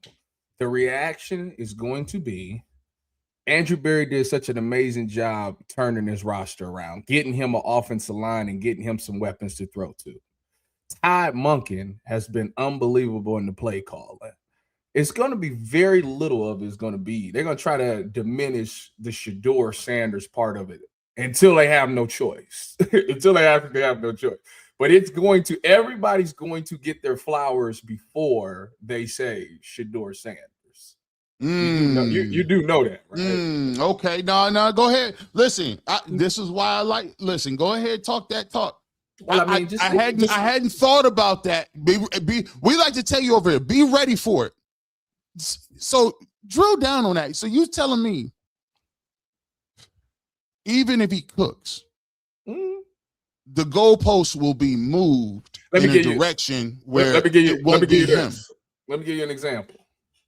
Last year, first preseason game against Carolina, lights it up, right? What did they say? Kevin Stefanski called an amazing game for Shedeur. Was that not what they said? Was they not? Right. Am I misremembering? Tyvis, you right? Oh my goodness! That was one of them times where why didn't I think about that? I'm just telling you, just be ready for it though. Or another thing. Now that I caught on, he'd have made a couple. He get 50-50 balls to Denzel Boston or 50-50 ball to whether it's Harold Fanning Jr. We'll talk about him as well later on, or whether or not a screen goes for a long touchdown with Quinshon Judkins. It'll be. Well, it was, it wasn't a crazy throw. It was a little wobbly, and it could have been intercepted, but we'll take it. Oh yeah, Panthers game. Kevin called a good game. You know what? He wasn't even going against the Panthers starters. It was the twos in there. Oh wow! And hold on, dang! You remember that? And then hold on, I had to go back. Remember, they keep saying. He doesn't make tight window throws. He made 3 of the most tight window throws against the Panthers I've ever seen. He threw it in triple coverage and it was a touchdown. I couldn't believe it. Boy, Tyvis, oh my goodness. Let me ask you this. I think the main thing with camp this year is going to be, and I've kind of foreshadowed it. The main thing with football camp this year, I think Todd Monken is going to play Hunger Games out there. Oh, yeah. I think it's going to be one of the toughest camps in the game. And I think I want to get your thoughts on this and then get to kind of Deshaun Watson, some of the other people who are under injury, and how, if this happens, how this would affect some of these guys that are trying to make a roster spot or get a position. Anticipation is that Todd Monken will have them in pads and doing as much as the rules will allow him to do as a head coach. So this is not going to be an easy training camp by any stretch of the imagination. Obviously, you have your acclimation period there. The first week or so of camp, practices start out short, and then they start adding minutes each day to the length of the practices. But that's all collectively bargained and part of league rules there. But yeah, I think Todd Monken's going to have him in pads as much as he's allowed, and then also too, I think we will see some live tackling periods. Live tackling periods. He's like, they gonna play these dudes. How does that affect in terms of the quarterback competition? The thing I've looked at during the process is, I think Deshaun Watson, from his mental aspect of football. I've been injured so many times. When you get injured, and you probably had nagging injuries where your body just won't allow you to put it together. Even at the end, when you was trying to get back in and you was doing things from the hamstring and stuff, how difficult it is when you're trying to battle for a spot and your body seems to be betraying you, especially when you got physical practices and a new coach that's looking for people to play immediately. Yeah, I mean, first of all, though, Deshaun probably going to burn up the training room. He's going to be in there all the time. You know what I'm saying? When you coming off of an Achilles thing, that's something that flares up. I was crazy because I was just talking to Sherm. I literally just asked him this 2 days ago. just randomly. I was like, how your Achilles been feeling? Because, you know, he's like big in the running and stuff like now. And he like, it's been feeling pretty good. It's got moments where it flare up from time to time. You know what I'm saying? But if I like stretch right and do all these things, it like I try to prevent it. I say all that to say when you get 2 Achilles tears, because you know he obviously Deshaun had it, tore it again, and blah blah blah. When you get 2 of them, like that stiffness is gonna come back at some point. You know what I'm saying? So and with the shoulder thing, you know, you hear you seen Mary Kay's report about his arm starting to get a little fatigued towards the end of OTAs and things like that. When you see those 2 things, it's like. And then you loop that in with the fact that this could potentially be your last opportunity as a quarterback. Like he's got to really burn up that training room. And it's going to be moments where I wonder if he can even afford to take like a vet day. You know, I don't think he can. If Shedeur Sanders is on his heels like that, he's going to have to fight through it. So it could be one of those things where he kind of wear himself out, you know, before the season even starts, just trying to win the job. And, you know, like I say, if they want to try to go with him because if he's tearing it up, cool. If they doing it and him and Shedeur is on the same level, I still don't understand it. But that injury stuff is something that is going to be on his mind. They're not going to tackle him, so he ain't got to worry about that. He will in the game, but like in practice, he don't have to worry about that. But I tell you what, live tackling them live script, man. Your mindset changed for them. You got to be ready to go, and everybody gonna be turned up. So it's gonna actually speed his mind up as well. Although he's not getting hit or anything. His mind is going to be changed in that as well. So it's actually going to be a good thing. And I think it's perfect that Todd Monken is doing that because, one, you got a bunch of new guys on the roster, especially when you talk about the offensive line. You got a whole new offensive line. Theoretically, you got a whole new offensive line. And then you got a bunch of first-year guys that's in the system, that's in the Cleveland Browns system. And then obviously you got the young rookies and stuff that don't know no better. They don't know anything. So this is the perfect time for Todd Monken to mold this team. He's trying to get it out there. We're going to be a physical, aggressive team. If we lose a game, it's not going to be because somebody punked us. Like, that's not going to be what it is. And it's so funny because that's the same thing Jim Schwartz said when he first got here. We lose, it ain't going to be because people will come out here and punk us.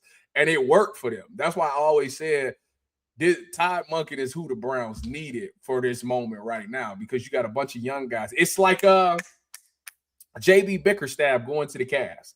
Like, you needed that hard-nosed, fundamental guy that built a solid foundation. Now, is Todd Monken good enough to take him over the hump? We'll see as the season goes. But I think right now, with the young roster, with the new guys coming in, and where you're at, this is the type of coach that you need. The laid-back approach ain't going to work with these kids. I know that we think that we got to be these kids' friends, but that don't work. These kids they take advantage of you when you try to be their friends. You need that guy that's going to come in and lay the law down day one and let everybody fall in line.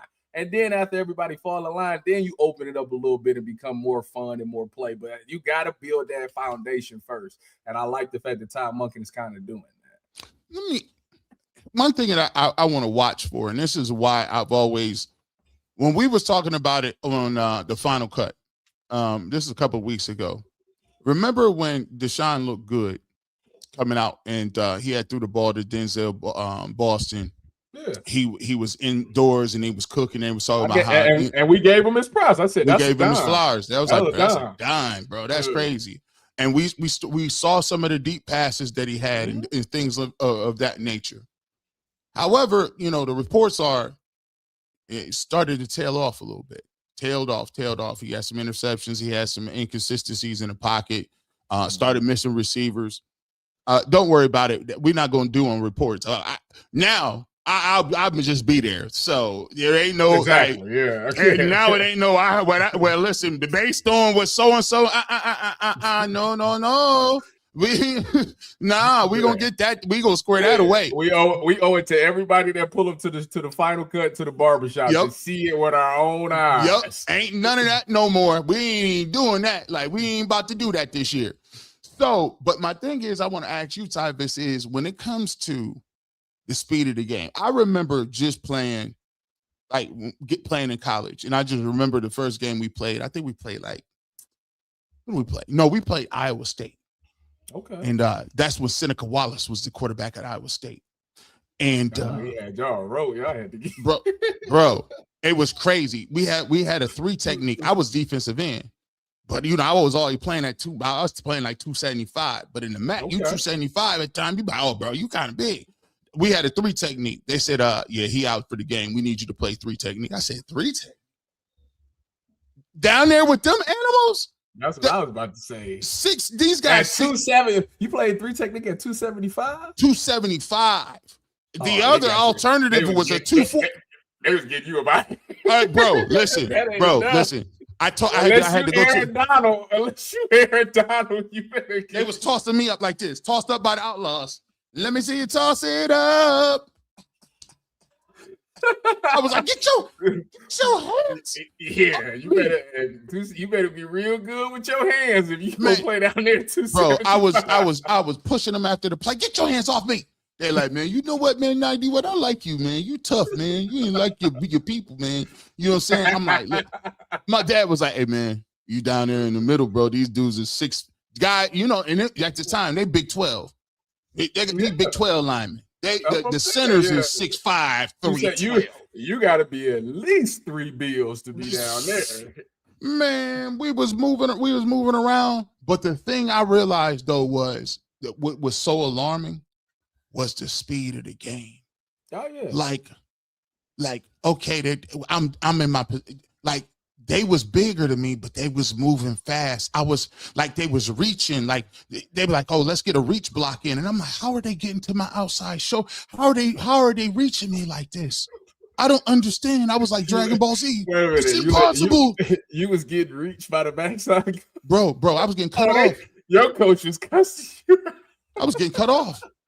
And then when I did get to my gap, I was getting washed. I was getting ran past. He was like, the B gap is the size of a train right now, G Bush. You're getting washed. I said, man, listen, hey, I was over there. You know what you should have did? You should have just fell down. Hey, listen, that's what I started doing. I started going to the hunker down theories. Yeah. I'm gonna take you in the backside tackle out. Man, but the story I'm getting to is this. When you miss a year, because I missed a whole calendar year when I tore my ACL. After I got acclimated to my freshman year, I said, oh, this is nothing. This is light. But what happens is when you miss that calendar year, Tyvis, you start to, you just trying to get back to baseline. You're just trying to be able to run.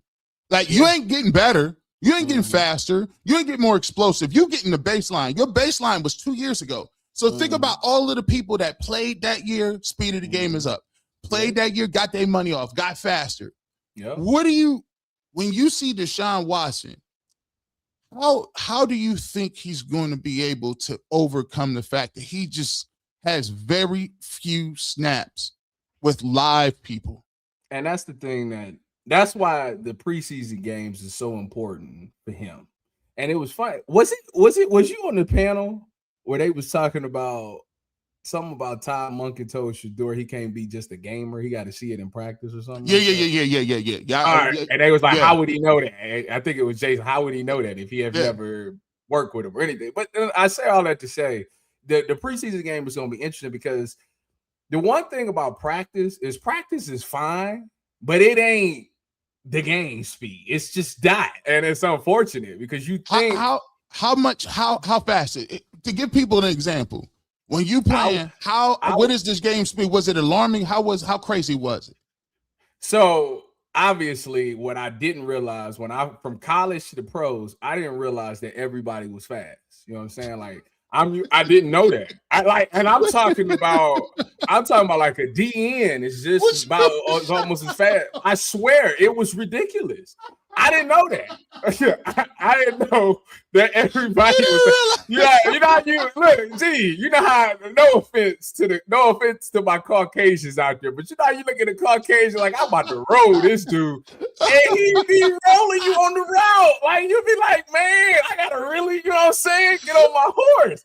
I didn't know it was like that. You know what I'm saying? I didn't know the speed was like that. He said, "What is this dude next to me?"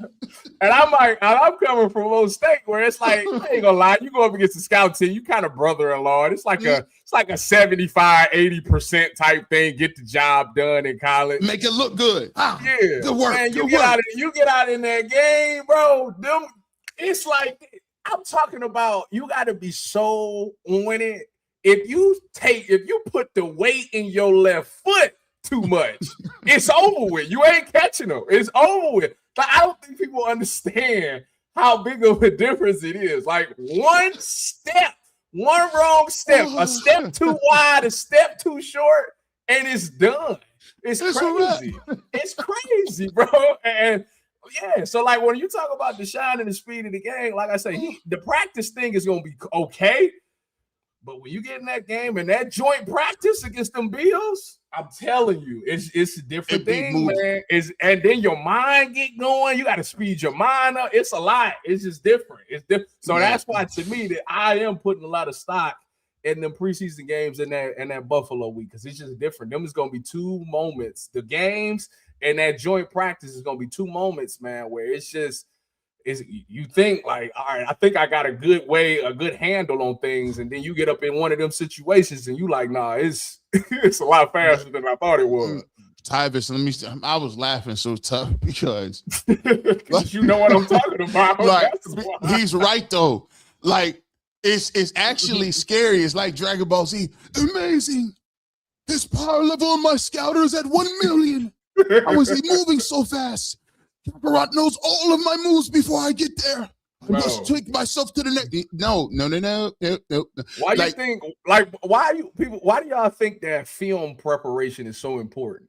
Because you got to be able to. If you don't anticipate it, you ain't making it. I'm telling you, you gotta have a general idea of what's about to happen to try to make that play. Very seldomly do you see somebody just out of nowhere just. Athletic ability just make the play. A lot of the times it's not like that. It's he jumped a route because he knew what was coming, or the quarterback made a bad throw. Like that's kind of the only way that you really get it. Man, I got to tell this story, Tyvis. See this? I got to tell you. Me and my brother, we was in. Remember they used to have those. They used to have classes where it would be like you get credit for it. Would be like taekwondo. Or basketball, or they'll be like, yo, you got a phys ed class or something, like if you needed an elective, and you're like, all right, I'm gonna take a little too. So we took, this is when this was my last year as a senior. I already had finished my major up. So me and my brother was like, but he was in pre-college stuff. So we had took a taekwondo class, right? And so we would be in this class, and me and him took one together with this instructor. And the instructor had a police officer come, right? They had a police officer, and they was talking about how to, how the things that they have to go through in Taekwondo class to be able to restrain people. And the police officer said something that was crazy. He said, and people almost lost their mind. He said, they were like, if you ran across like, these two football players, like, what would you do? And like, how would you, subdue them? Because we going through moves and holes and different things like that. And both the Taekwondo instructor and the police officer said, if I'm by myself, I'm not engaging in hand to hand. I'm going to have to, listen, it's going to be taser. It's going to be pepper spray. And then it's called for backup. And, or I might have to get my firearm out. And they like, what? Like, how, what you mean? He said, let me just tell you something. Football players, linemen are the scariest humans on the face of the planet. And he said, them DNs is probably the most athletic player on the field. You can't, he said, this man is 3 times stronger than me, but he's explosive like an Olympic sprinter.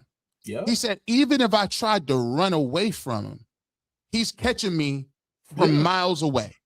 He's like he grappled the hand strength. The hand strength that they have to disengage with another 300-pound man is insane. He said, and if they get you on the ground, you're in a battle for your life. Listen, you're in a battle for your life. I don't even mean that. I'm not bringing this up to be funny. This is a point. So you know the James Pierce Jr. situation, right? Oh, with the Falcons, the DN. Yeah. Did you see the clip of like 8 police officers trying to? And he was dog walking. Bro, that's what made him a pass rusher. Like it took 8 police officers. He was like, "Get off me! Stop jumping. playing. Yeah, like you ain't nothing." People understand. Like people, it's different, bro. They different. Police, that's relentless. In his mind, I gotta be relentless. And he was every bit of it. It ain't even funny, but it is. But it is. And so that's why when we talk about the speed of things, for a civilian, I'm just gonna let you know. If you were a civilian and you actually saw a man that was 320 pounds, first of all, they're not fat. Second of all, they're faster than you, stronger than you, and they're quicker than you. So when they're moving like that, you could potentially, you know, the scariest thing in the world is you get in your car and you peel out because you're running from somebody, and you look in your rear view mirror and there's a man running 20 miles an hour right by your car. That'll make you go to the bathroom when you suck, dog. What the heck is this? You don't know. That's the scariest thing in life, to see another man mirroring your car, looking at you, trying to get in there. Bro, that's, man, they told me. And then, you know what the cop said before we get to the next topic, you know what the cop said? He said, listen, this is the reason why. He also said, let me explain the law to y'all. See, these dudes is in here doing taekwondo, right? He said, let me explain something to you. The court of law and self-defense laws tell us that if you're a football player and somebody assaults you, you can't just haul off and just do what you want to. He said, they're going to treat you in a court of law as a weapon. Your body is a weapon. You lift weights for a living. You run fast. You're strong. You do hand-to-hand combat. If somebody even provokes you, you can't even use self-defense, because self-defense says you are only allowed to restrain somebody up to a certain level in order for your bodily harm not to be, like, your person not to be messed up. So he says, if somebody assaults you, the judge will tell you, you ran a 4-4. If you just ran away, he can never catch you. Yeah, that's true. Dang. It's like that. He said, if somebody punch you and you still up, if you restrain them, you can't choke them out on the ground. You could just hold them there and say, I'm going to hold you there until the cops come. You can't do. He says, so always remember that. If you get in an altercation with anybody, especially a civilian, you're judged differently. And I said, oh boy, this is crazy. This is crazy. Speaking of being judged differently, let's talk about this. I think the tide is turning a little bit for Shedeur Sanders. Are they judging him a little different? Is this softening? We talk about the quarterback challenge. Is they softening a little bit here? Fun because of Shedeur, because, again, he's more talented. People understand. At least he played last season. He had one decent start. The rest of it wasn't great. But, look, they had a lot of problems on their offensive line. Don't forget, they're going to have 5 new starting offensive linemen. That's a lot. You just don't see that. But, yeah, it's an intriguing one. When you look at some of these competitions, a lot of them aren't great, to be honest with you. Now, look, what are we going to get from Deshaun Watson? Who knows, to be honest with you? Who knows? And the pass target group's going to look different, particularly at the receiver position. It's kind of why I'm intrigued, and I look forward to seeing the Browns this season, their training camp in Berea. There's a lot of newness, and you've got a play caller. I think Todd Monken is brilliant, talking to people who work with him. So there's a lot of intrigue. Believe it or not, there's some people who look at this and say, you know what? There's a possibility that they'll be a little bit better than you think. Tyvis. Okay. He must have been. First of all, we got to say this before we get to that. This is not the final cut. Earl, we did not X Earl out the game. Earl has a radio show this morning. We didn't just pull. Like, listen, I brought Tyvis on. I was like, yo, this is, we don't even really ever even do that. I just be talking the whole time. So, no, shout out to Earl. He's in final cut. This is not it. Needless to say. Now, get to what he just said. Don't it seem like it's starting to switch up a little bit? All of that, they're going to be garbage. And you always said, why do y'all why do you keep thinking they're going to be so bad? Why? You was baffled by it, but they might be coming around. I think that people are starting to open up to the possibility, because the reason everybody thought that they would be bad is because of the quarterback situation. You know, if you ask anybody about the Browns' last 2 off seasons, they will say they've done an amazing job acquiring talent and adding talent to this team. Okay, So even if you ask the people on the UCSS, why aren't y'all against it? I just think that they 2 years away. I think that they're headed in the right direction, but I think there's another couple of years before they get done. And I'm not high on the quarterback. Okay. So there's not a bunch of stories about teams that's been able to have some success without good quarterback play? Because if I remember correctly, we went to the playoffs and we had 4 quarterbacks this season. Yep. 4 different quarterbacks. Yep. Deshaun, PJ Walker, DTR, Joe Flacco. Was that the 4? Yep. I believe. And then they might even finish the season with Jeff Driscoll. So it might have been 5, but that's neither here nor there. So they were still able to find a way to win games with not good quarterback play. Okay, let's go back to last year. Let's just take a recency bias. Let's go last year. They said the Browns was guaranteed a number 1 pick, but Shedeur Sanders came in there, started, and ended up winning 3 games. So that knocked him out the first round, knocked him out the first pick of the draft. So the quarterback play was so bad. Statistically, he's one of the worst quarterbacks, but the Browns still won 3 games. Huh? They still was able to win 3 games with the worst quarterback play ever. Oh, so the team is pretty good. The team is getting better. So I think people are starting to come around to the fact that the talent for the Browns is there, and the one thing a lot of people point to is that when they made the Deshaun Watson trade, they forfeited 3 first-round picks. So that was 3 first-round talents that you didn't have on this roster. Well, now you're starting to catch up to it. You're adding these pieces that's coming in and being able to contribute right away. And you look at the makeup of the team, and you look up at the division. You see the division has also got 2 other teams outside of the Bengals. There's 2 other teams that's also got new coaching staff, new players that got to figure some things out. So when you look at that situation, it's like, you know what? The Browns have done it. Now, they had to be the more physical team. When Jim Schwartz was here, they was the more physical team. That if they apply that same logic and that same philosophy, why is it that it's insane to think? And on top of that, y'all, people tell me the Browns got the easiest schedule. It's the number 1 easiest schedule in the NFL this year. If you add all those things up, why is it shocking to think the Browns can win some games this year? Let me ask you a question. I'm going to get to this. Hopefully, I can find it. I always pick the wrong one. I always pick the wrong clip because I gotta be having so many resources. Let me see. Let me see if this is the right one. Perfect world, you'd love to have your starting quarterback, right? And you'd love to have your O-line set. I'm not sure we'll be there. I'm just not. I think both. I think both quarterbacks have played well enough where we haven't really been in pads. We haven't played any games yet. Haven't really gotten to that point yet. Every day I kind of lean one way or the other with quarterbacks. I'm on that. But we still got to get to that point. And then O-line wise, as we start to move the pieces around and get them together, I think we'll have a better idea. I don't know that yet, though. I have a pretty good idea. In the O-line, I really feel like I have a pretty good idea of 4 of the 5, right? And then we got to figure out who's that 5th. Does that make sense? I really feel good about the 3 we brought in Fano, and then who's going to be the 5th, and then quarterback, who's going to start for us. But I'm fired up about the quarterbacks. I just tell you, we got 2 starting level quarterbacks. We really do. So take that. I'm going to run. So you hear that? We'll end up. You see, you said that. Let me go ahead and drop this, and I'm going to ask you a question after this. In a good spot. We're a young team, and that's certainly by design, and we'll certainly have our growing pains. But we are excited about this core and looking forward to seeing what they can do in the fall. It's been good competition this spring between Shedeur Sanders and Deshaun Watson. It's good to see Deshaun healthy, moving around, learning this new system. He's had a really strong spring. And Shedeur, he's made incredible strides over the last 8 weeks. Really, really pleased with his progress. He's naturally accurate as a quarterback.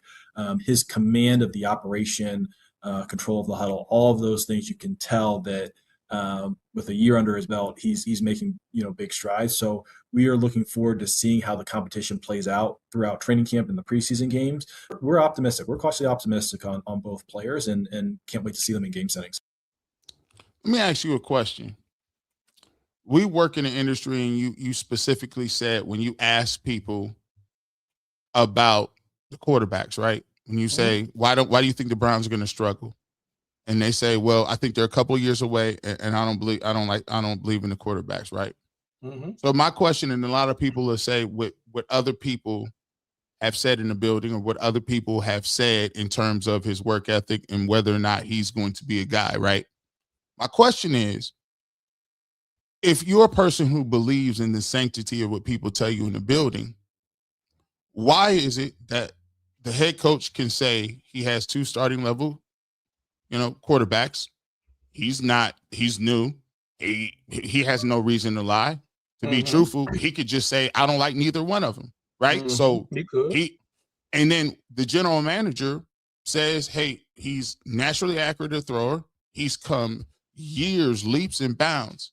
How is it that when you have the conversation, how is it that they're mentally able to operate and give you a question and a synopsis that is void of anything that you just heard right there? The biggest name in GM and the head coach said it, and it's like it didn't register at all, like nothing. Well, the reason is this, is because I think they are conflicted because they're so used to, for the last 6 seasons, it's been a coach and a GM that's kind of not giving you anything. It's made you speculate. You had to try to go guess because they just very tight-lipped. They didn't really want to get out. And when they did talk, nobody believed in them. Their actions didn't match their words, right? And I think now that you got a coach in here who's a straight shooter that's just telling you like it is, they're not used to that. They're in their minds, they're still trained to try to read between the lines. What is he really saying? And I think that's where a lot of these reporters and a lot of these people are conflicted. It's because they're so used to what it used to be that they can't understand that Todd probably just going to tell you what it is and not care about it. I think that's got something to do with it. Well, here's the thing. I would say that would be accurate, but people will tell us, well, they used to believe what it used to be. When people told them in the building, they said somebody wasn't good. They believed it and still today believe it. And they is foolish because the Browns. No, seriously, because it's been multiple people that's come out and admitted that they was bamboozled, hoodwinked, led astray, bamboozled by the Browns last year, where they thought the Shedeur Sanders would be the worst thing that happened to the Cleveland Browns. And he goes out there and actually gives people hope and made the games exciting. So, therefore, you should be a little lenient about some of those things. Man, boy. Listen, we got another guest that pulled up. Matter of fact, we got another guest that pulled up. Let's get to it, man. We got to get to a couple joints right here. We get to some let me get to this. Let me get this. Let me see. If you still ain't you ain't fixed this. What? This picture. Oh yeah, listen. I didn't fix the picture. You still look like Smyvis. That is not Tyvis. You still look like Smyvis right here. If you want to become a member, by the way, me and Tyvis, I was sitting there thinking, what you think? I think what we should do is, my goal is to start the film review coming up in August, and I think the first film review, Tyvis, I think we should get into Todd Monken's easy plays. The easy plays of Todd Monken, free yards that Todd Monken has schemed up and done at a different level. So we excited to, if you want to see that, make sure you hit the QR code right here. You become a member, or you can subscribe for free. What do you get? You get Tyvis and me, all 22 film review. Actually, be truthful, it's just worth it. Because if you want to know what's going on, how we moving, what the season looks like, you want to be in contact and know the film, because at some point when people say something that ain't, you can say, no, because we was at class and field review. You also get a free barbershop t-shirt with your membership. You get priority memberships, comments in the stream, which you always see right there below us. Exclusive member content, early access to our videos, and behind the scenes access. If you checked out the behind the scenes access, we went to City Barbecue. We might have a sponsor coming up on. So we got that pulling up. So make sure you guys check that out as well. Let me get to a couple more super chats here before we bring Darren Smith in. Shout out to Darren. Myrtle Tisder, 30 jewels. We appreciate you. The Dust Mask Cap, 1,000 jewels. I love these jewels. We appreciate you. 10 jewels from Herc. We appreciate you. Gotham Medium Labs. We all know this is an example of butt breaking at its best. Show all the others fear trying to grow as independent media speaking their mind. Romo got DUI and arrested. Media quiet. Let that be Shedeur or black man. Lyman ESPN will be talking 24/7. Oh, they probably would have. They let on get it twisted. 400 jewels for Baraka Bibb. We appreciate you so much. 600 jewels from DJ97. We appreciate you. Let's see. Mic drop. I appreciate that. Weird Vet 81. Thank you for the 2 jewels. Marty _Schmitty. Like Dukes the Scoop says, you are the source. We appreciate it. Shout out to Dukes the Scoop. Potter's Pub Sports says, thank you. 11 weeks sober today. Far from the Yoshi Doshi you knew. Always remember, unless your numbers make them look good, you're hired to be fired. I agree with that. Rob Cunningham, Adam the Bull said, you've done the most with one day of airtime that anybody has ever seen in the industry. Keep doing your quality with integrity. Shout out to Bull. You know that to me, you better make that one day work. 10 jewels, gold coat. You better make that one day work. We got a new member, Green Thumb. Thank you so much for becoming a YouTube member. Hit us up at fifthdimensionmedia1@gmail.com, fifthdimensionmedia1@gmail.com, and we will get you your shirt. 30 jewels from @JC1407. We got 2 jewels from 420 Jenkins. Thank you so much. Green Thumb said, no, G, if they were afraid of what you can build, they would do everything to make you feel like your own can't be better. They wouldn't free you to do what they fear is systematic erasure. Systematic erasure seems like crazy. That seems like, nah, we're going to get you rid of you. We're striking you from the record. Let's bring, let me go ahead and let's bring my man, Darren Smith in without further ado. Let me bring that in. Let's see what we got going on. Boom, boom, boom. Tyvis is here. Let's go. Let's see. Is he in here? Let me see. Is Darren? Oh, is the overlay? What are we doing? Here we go. Yeah. Good morning. Good morning. Your boy with the cigar behind you, right? Oh, there you go. Darren Smith, man, what's going on, my guy? How you doing? You missed camp today? Shout out to camp. Well, you probably be going to camp. I'm going to camp tomorrow, but yeah, look, man. First of all, there's 2 things. I'm not looking forward to the drive because I'm in Kansas City. It's at a college town about 45 miles up called St. Joseph, Missouri, and it's going to be 100 degrees. And even though camp starts at like 9:15 in the morning, it's still going to be hot. So me and heat don't do well together.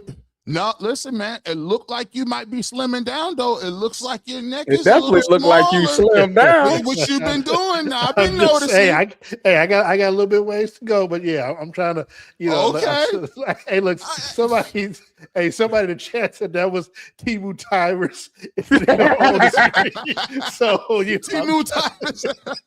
Hey man, hey look, I got like 150 suits in the closet, but I've grown since I first got the first one to now, so I got to get back down to some of them other ones. But it's really hard when all they do is just put food in front of you, and the food be good. So man, especially y'all got that KC barbecue, man. Boy.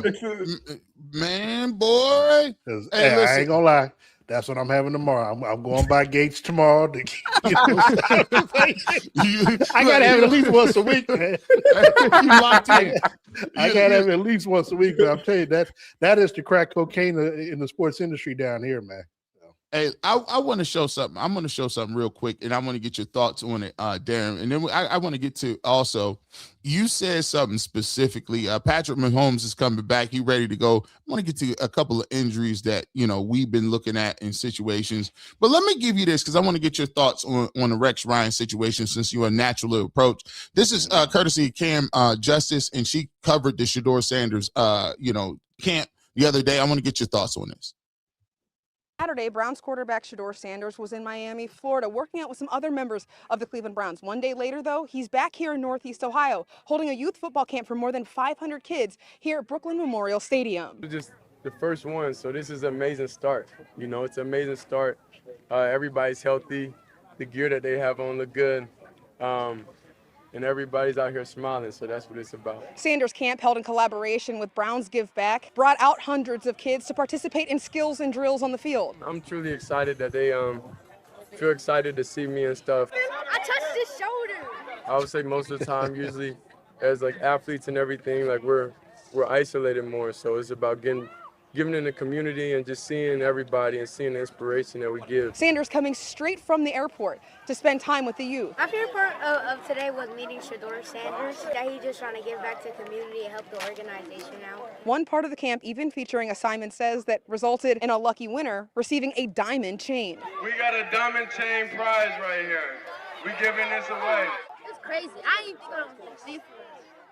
I didn't even think I was going to make it. Oh, the chain, that was just a little, yeah, that was just a little thing that I just thought was cool. So then I was like, okay, let's do it, you know, because I always want to be able to have these different memories, and I like competition.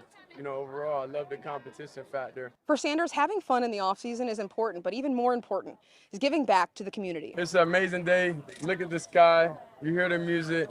Look at the merch everybody has on. The kids, the parents, the extra festivities we have in the back. That was extremely. That's what makes me the most happy overall. Money on me, money on 3. 1, 2, 3. In Brooklyn, Cameron Justice, News 5. Shout out to Cameron Justice. You know, great. That's what a regular news report should sound like, right, Darren? Hey man, look. First of all, when it came on, the first thing that crossed my mind is one, who is telling the story and who's describing it, but then also, you know, like you said, she is just straight down the middle, just putting out the facts and just, you know, and just allowing the video and the highlights take care of itself. She ain't trying to spin no narrative. She's just putting out, you know, look, he came directly from the airport, you know, in collaboration with the Browns and this campus stuff and the fire. So it's like everything is telling itself, and you don't have to worry about any type of particular slant or point of view that's being discussed out there. I mean, like you said, that's the only type of journalism that I know. So it's shout out to her. You know, I don't know what, like I said, a lot of the other local TV media do out there, but you know, she didn't try to come with any type of narrative or whatever. She just straight down the middle, and that's all you can ask for. You know, it was funny because when I seen it, Tyvis, I said, wow, this is refreshing. This is, but that's what it used to be like, right? Like the lines have now blurred to a point where I don't know how you can go from that to kind of what Rex Ryan was talking about. And it goes to the Adam Schefter angle where Adam Schefter is doing weights, and I'm like, what are we doing, man? What are we doing? Yeah, well, it's interesting because you hear the former athletes come out about talking about how the Browns media was kind of negative. And then you had Shedeur Sanders I think they opened up the offseason. He gave it first press conference, and he was talking about, we need y'all to be more positive. You know, we spreading positivity this season. And it seems like ever since he said that, it's been the opposite. So it's good to see. Shout out to Cam. Cam is amazing. I get to see her every game day. We sit and chat in the press box. She's a great, wonderful soul. I'm with Darren. I love the fact that she just straight down the middle. I'm just stating the facts, just telling you what happened. It ain't no angle behind it. I ain't trying to be funny. I'm not doing this for clicks. I'm just giving you the story of what happened. And I think that's kind of where we need to be more, instead of it just coming off as a hidden agenda type thing. It comes off as that as sometimes with some other people. And I'm sorry, and I do want to say shout out to Ashley, because I know Ashley is a TV reporter for another station up there. She was in Kansas City, was St. Joe, where we do training camp at, and she's fine too. So I got to make sure that, you know, I throw that out there. Hey, she is, man. She is. 2 kids later, she's still fine. So, you know, Darren, I ain't blind. So, hey, you know, it's so crazy when I look at it. When you take a look at what the situation with Rex Ryan, and from a national approach, man, I mean, what is your take on some of this stuff? Because you've been actually, me and Dan, we started talking about this kind of stuff even back when Deshaun Watson was here, and even to a certain extent, Odell Beckham Jr. What is the I don't understand what is the even Kareem Hunt, like the slant that comes with it is something I don't know. What is your national approach on it? Well, you answered your own question by just looking at the similarities of all the players that you just mentioned, including Deshaun. The thing is that, and they teach you this in journalism school, that negativity will obviously travel the furthest than good news or anything like that. And to be quite honest, you don't get this. People make it seem like it's not about race, when at the end of the day, it's always about race in some form or fashion. Because if you look at it, as you mentioned about Tony Romo, there's no national dishonor, disgrace. Whether or not CBS is going to keep him or suspend him or anything with the arrest that he had on yesterday. But had that been Shedeur or anybody else, again, you get a lot more clicks and you get a lot more exposure if your target is someone of a different persuasion. And so I'm just going to use that terminology because, again, Shedeur moves the needle. Yeah, I mean, at that time, Deshaun Watson still moves the needle, depending on what you're discussing about him. And so, because of that, and people have their own set biases or their own set narratives in one direction or another. That becomes easy fun for clickbait or to get views or something like that. Like if you literally just said set a Browns training camp, that you were bringing Tyvis and I to talk about Shedeur Sanders and Deshaun Watson and had a negative slant on it, we probably have 3 times the viewers that we have right now because everybody's going to want to try to see what we got to say about them versus just talking about what we're doing. And so it's I mean, look, I don't like the fact that we feel like we have to bring it or make it about race, but when you look to Odell Beckham, Kareem Hunt, Deshaun Watson. Now, granted, sometimes the players don't put themselves in a good situation. Yeah. That has a lot to do with it. But again, Shedeur hasn't done anything. I mean, he hasn't done anything to warrant the anger or the slant, the slight that he's getting from Rex Ryan. Because again, he was minding his own business last year when Rex Ryan talked about his post game interview against the Raiders and made it all about him. Well, that's before after, but then but the whole Myman thing, and when the players and the coaches, nobody in the media asked Kevin Stefanski about it last year to try to defend him. It was just like, okay, you got this player who's been accosted by by a national figure on national TV, and nobody is going to ask the coach about it, try to defend him. Like, no, he's not doing this. No, he is in the front of the classroom. He is doing this. He is studying. And so it's like when you have that player out there kind of like on an island by itself, he's going to eventually feel a certain kind of way, as he talked about in in his interview, I think with Apple a couple of weeks ago, where he talked about where he felt alone. And so that's it's that wouldn't fly here in Kansas City. Let me just say that. So speaking, we talk about it. We always talk about it in terms of the movement and what's going on in Kansas City.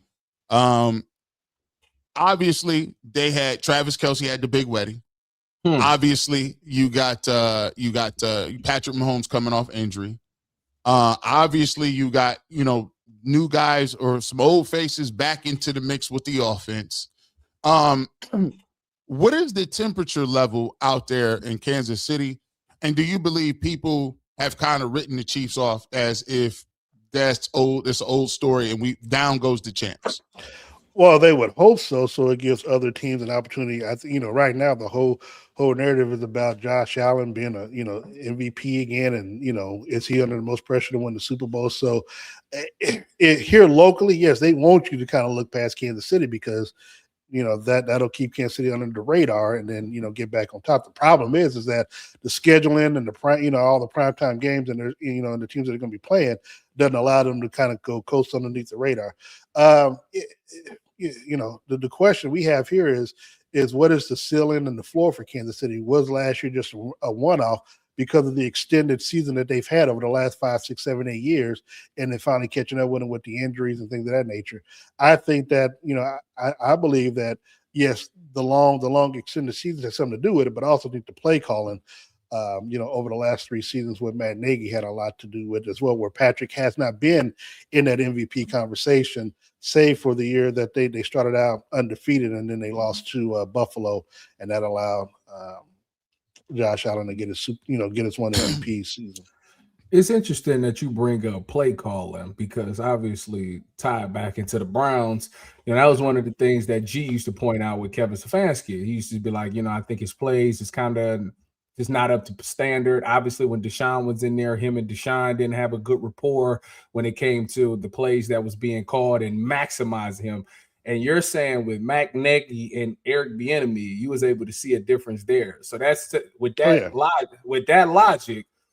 You think Todd Monken can truly unlock Deshaun Watson or Shedeur Sanders, whatever one wins the starting job?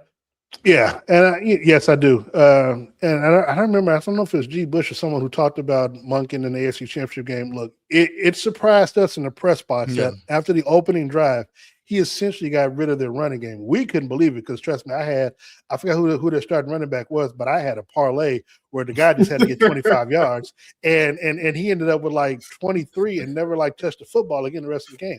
Which again, This is what happens when teams face Kansas City.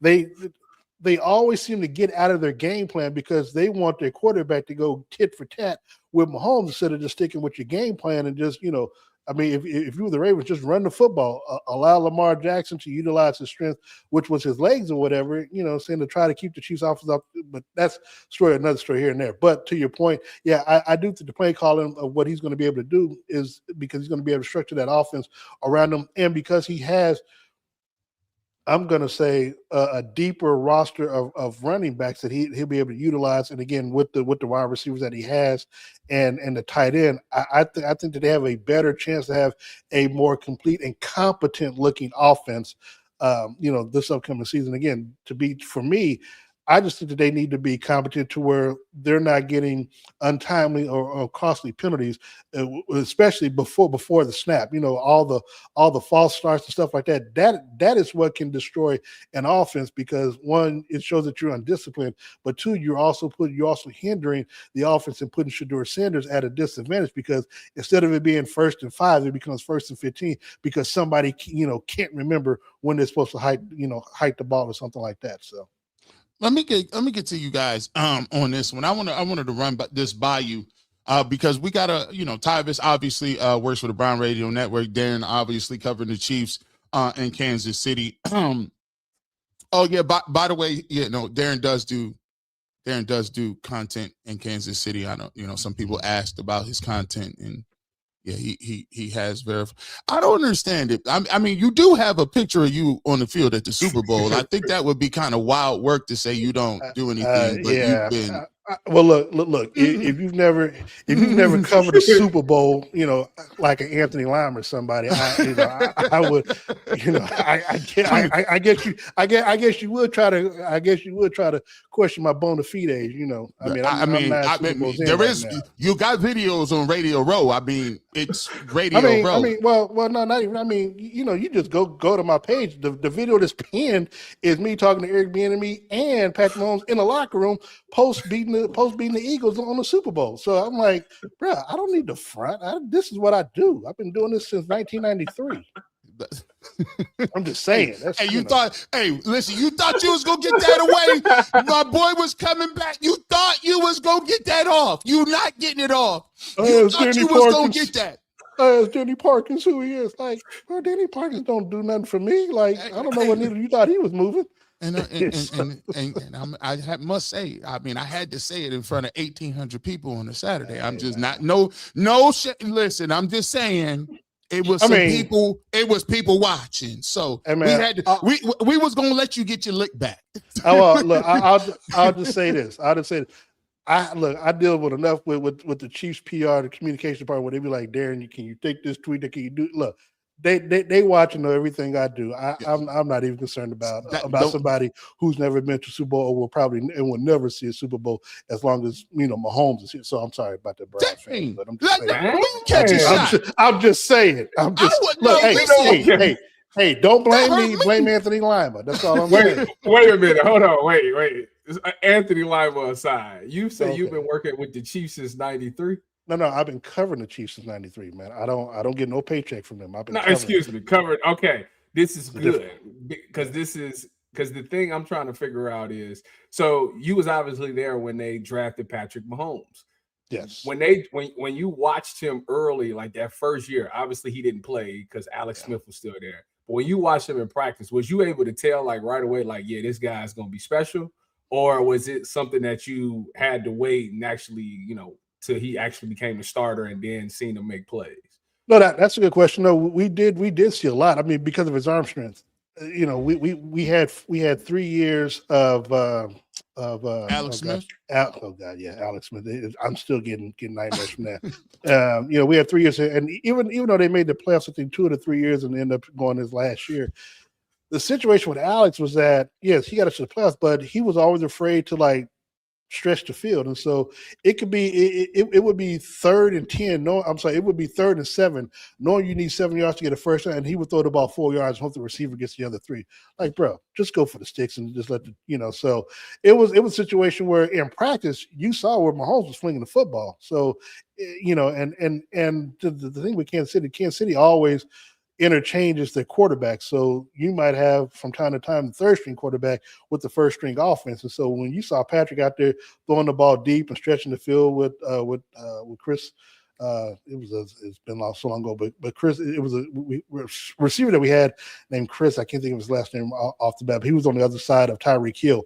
But when he would throw the football and stretch the field, you would see like, damn, okay, we got to get him in. But Andy Reid, loyal to a fault, did not want to do that with Alex Smith, and it wasn't until the final game when the Chiefs already had their playoff spot, clinched, that we saw Patrick against the Denver Broncos, and then so that gave everybody a little piece of what it. But we also knew then that in the preseason that year that Patrick Mahomes was going to be something because he started in the preseason, and we saw him in Atlanta where he threw I think a 70-yard bomb in the air to somebody, and it was like, okay, this is what we got to look forward to. So this story, it sounds very similar to some of the things that we hear about Shedeur. A lot of the players on the team will be in practice like, did you see that? Like, look at that. You know what I'm saying? And then obviously we seen him in the preseason game against Carolina and was like, okay, there's something there. So it's just interesting to compare those two. And it's just funny how everybody has just totally different views on those two quarterbacks. But it seemed like they got a similar first couple of years in the league. First year, I should say, in the league. Yeah, look, and I'll be the first to say when they drafted Mahomes, I wasn't excited about it. I mean, you can say what it is now versus what it is at the time. I wanted them to get Deshaun Watson. He had just came off of winning a national title against the Alabama Crimson Tide, and I was like, I'd rather have him versus what we got in Alex Smith. And I remember the press conference, and I asked why they were looking at Mahomes or why they decided Mahomes over Watson, and I remember Andy Reid vividly saying that he felt that Mahomes was a raw talent, and that would give him time. So essentially, you're saying we can't, if we draft Deshaun Watson, we got to look at playing him obviously right away based off of just his talent and what he just did in college. And so, as you saw when he went to Houston, he started the second half of the first game and, became the starter ever since. And then when they played Kansas City, I was at that game. Deshaun Watson threw for like 5 touchdowns in that game against Kansas City. I think they still lost, but he put up 5 touchdowns against the Chiefs his rookie year. So it was like, okay. And so people, I saw somebody this morning, well, wasn't you the guy that wanted them to? Yeah, I did. I've told that. I've told that to Patrick. I told it to his father. Like at that time, yeah. I mean, there was nothing wrong about that comment because he had just won a national title. I like winning, but be that as it may, I'm glad where we are right now. Well, you talk about the time, and this is crazy because you talk about when did you kind of know what it was with Patrick Mahomes. Like, Darren mentions that preseason game, and I'm looking for this. What's the name now? He mentions that preseason game where everybody kind of felt like, oh, okay. We really about to cook with this. There was a game he played, and I'm trying to think about what year it was, if I can find it. It was the year that the Browns played the Chiefs at home, and that would have been I think that would have been the season opener. That was a season opener in 2022, I believe. I think after they allowed the media back in after COVID. It was wild because Patrick Mahomes was dealing. I mean, he was dealing on the Browns like something crazy. Like it was like it was crazy And I was like, oh no, he about to be one of them.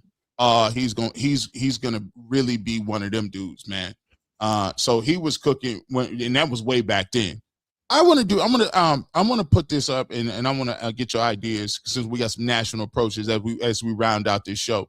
We will get to the super chats at the end of the show. I wanted to give y'all a little dark horse list and get your thoughts on it because you guys are more in terms of the overall covering the game for different outlets. So let me talk about this. These are 10 dark horse favorites that people are thinking that could make noise in the playoffs. Coming at number 10, they say Carolina Panthers wear the strangest crown on the field. The Panthers won the NFC South with 8 and 9, and the reward comes with a home field playoff games that feels like it's a dare. The record will make people snicker until the first quarter ends and the underdog realizes the building can carry them. They played really, really well last year in terms of that game against the Rams. Do you think Carolina is a dark horse team that could potentially make some noise, or was that an aberration last year? Ooh, you want Tyvis take that first or what?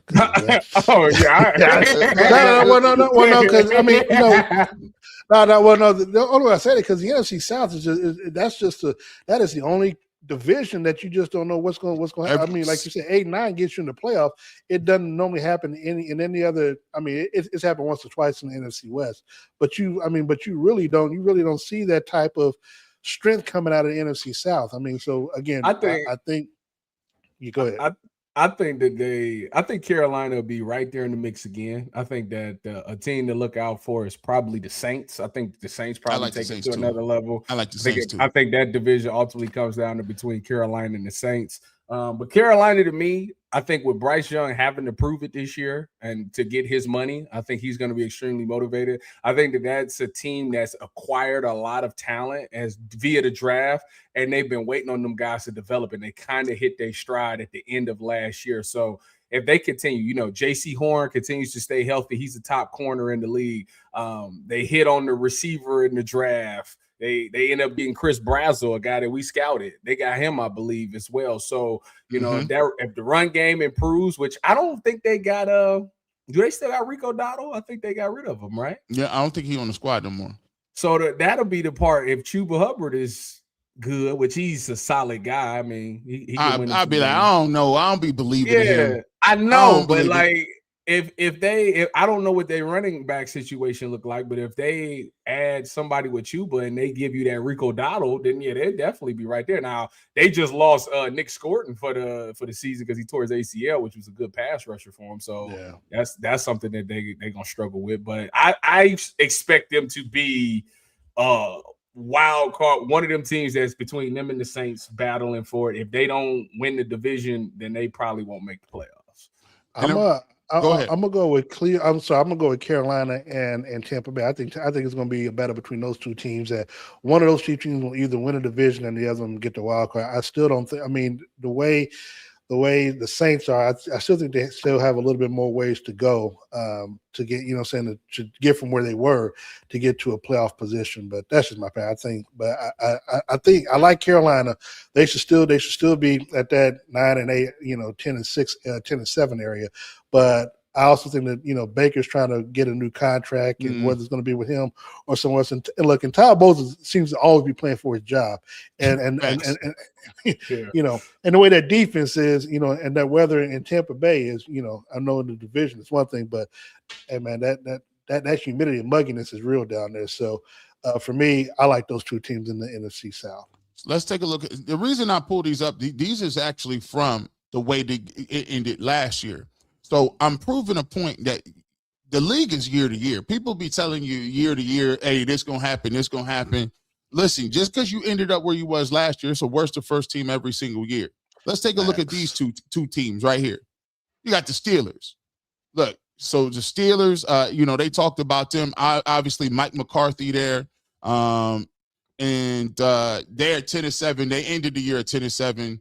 Also, the Philadelphia Eagles. They were in the playoffs last year as well. What are your thoughts on the I guess, the viability of either the Steelers or the Eagles. Now, I've been talking about the Steelers. They've been supposed to take a step back, but is this the year they actually take the step back? No, I just think culture-wise, they have a winning culture that somehow filters down, and you still have a lot of the players that are that have been there that it's hard for me to see where they just feel like they're going to take a step back. And Aaron Rodgers back with Mike McCarthy, he obviously knows the quarterback well enough, and I think with his offensive mind, he'll put the Steelers in a good position offensively to try to keep them in the ball game. So. I like the Steelers where they're at. Philly, I'm not gonna lie, I still can't understand for the life of me what happened with Philly. Like, all you really had to do, even if you had a new OC in DC, just run the same thing back that you did the year before. Like, they just stopped giving Saquon the football. I couldn't understand to save my life. Like, bro, like what? I had him on fantasy. So I did too. It wasn't like he was in it. They just stopped giving him the ball. So I mean, that was just coaching. That was coaching there to why they allowed the offense to just turn, just go south like it did. But again, sometimes when you check, sometimes when you end up changing coordinators, you get, you see a 9-day difference. So. Tyvis, what you think about these two? How you feel about this? The state of Pennsylvania. Which one of these teams you think either one of these teams got a chance to make some noise? I mean, obviously they do. I mean, I agree with Darren about Pittsburgh. The culture is set there, but that was Mike Tomlin. I think Mike Tomlin did a better job of getting guys ready to go. I don't know how that's going to resonate with this new group of people. You got to show it to me. I know what your history say. Your history say the same thing that Mike says, but we knew Mike. Mike cared about us personally, so we fought for Mike. We wanted Mike as a coach. Mike Tomlin, I'm saying. So it's going to be interesting to see how they handle that over there. Ultimately, it comes down to the fact if Aaron Rodgers is any good. I mean, that's kind of what that, because I think outside of that, you end up getting what's the guy they got from Michael? What's the receiver they got from the Colts? You end up Pittman? getting him, Mike Pittman. Yeah, you got Michael Pittman. You add him with DK. You got Darnell Washington as a tight end. The running back room is good with Jalen Waddle. So, you got something there. It's ultimately going to come down to the quarterback play. I think the defense is pretty solid. Obviously, guys are getting old on that side of the ball, but, they got some experience there. So, ultimately, if Aaron Rodgers is dealing, they'll be right there in the playoff picture, and they'll be one of the teams that will be at the top of the division. With Philadelphia, I don't know what's going on offensively. I mean, you get rid of A.J. Brown, okay.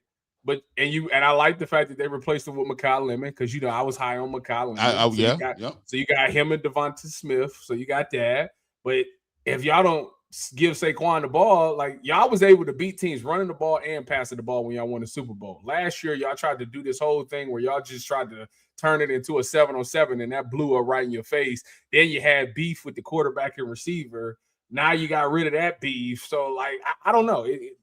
Is Jalen Hurts going to be? Is he going to be any good? Because last year he looked like he couldn't throw the ball at all. So again, I think Pittsburgh and Philadelphia both had the same thing going on. Is their quarterback going to be good? If he's not, the difference between Philadelphia and Pittsburgh is Philadelphia could turn around and Saquon Barkley could single-handedly win you a game if that's the case. Jalen Waddle's a good running back. I'm not saying he necessarily going to win you a game, though. Yeah. Listen, I like Philly a little more than I like Pittsburgh. I'm interested to see what Mike McCarthy do. I do believe Tomlin was a big part of that regime and that situation. We got the Jaguars coming up first game of the year. Two more teams. I think the Jaguars and the Bears. I think a lot of people are high on the Bears because of Caleb Williams and the way he played in the playoffs last year. Jacksonville is a little bit of an enigma for me. What do you guys expect to see from the Jaguars? Because we were supposed to have been seeing this, Trevor. See, this is the problem I'll be having. Is this right here. Because we'll sit down and we'll tell everybody what quarterback ain't good. But we've been waiting on Jackson. We've been waiting on Trevor Lawrence to become the second coming of Moses for the last 8 years. You told us, and then y'all be throwing around generational. Y'all need to stop doing that. Y'all need to really stop throwing that generational word around, bro. You already got franchise quarterback in the vernacular of the world, and you just start applying to everything, virtues and the way you carry yourself and the way you say certain words. Stop it. Trevor Lawrence, I've been waiting on it. I don't see it. Maybe you see it. Is the Jacksonville Jaguar frauds or not? Hey, look, I look, GG. Let me jump real quick because I want to throw this to Tyvis because I know he covers the Browns and stuff like this. But 2 years ago, the Jacksonville Jaguars were 4-13, and there were questions coming into last season about whether or not the number one pick would actually be, could be a franchise quarterback. Like you're 4-13, and you had a new coach come in, and they turned their season around 13-4. Similarly, they're talking about you ought to have a franchise quarterback. You're looking for a quarterback, but you got a new head coach in. I mean, why is it out the realm of possibility that someone who was a first pick, saying that people were questioning, we call him Sunshine. People were questioning whether or not he could even play quarterback or be their franchise quarterback. They turned the season around and they win a playoff game.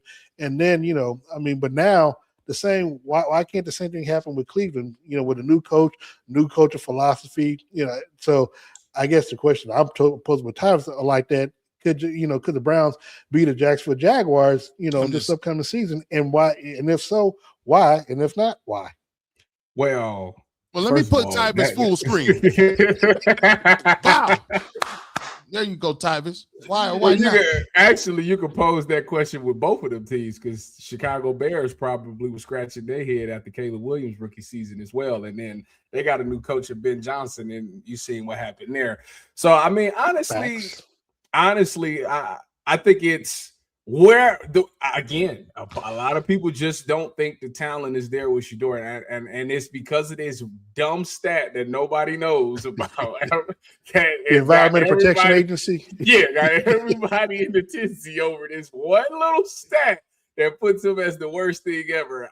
I'm with you though, Darren. I honestly, I think that Todd Monken's philosophy and his style of offense fits all the other quarterbacks. It fits the Deshaun and it fits Shedeur. So to me, I think that you unlock it. I think you do a great job of going to get him weapons. They went and got Trevor Lawrence, Brian Thomas, who they get? Did they get Jacoby Myers in the trade? Parker Washington and Travis Hunter.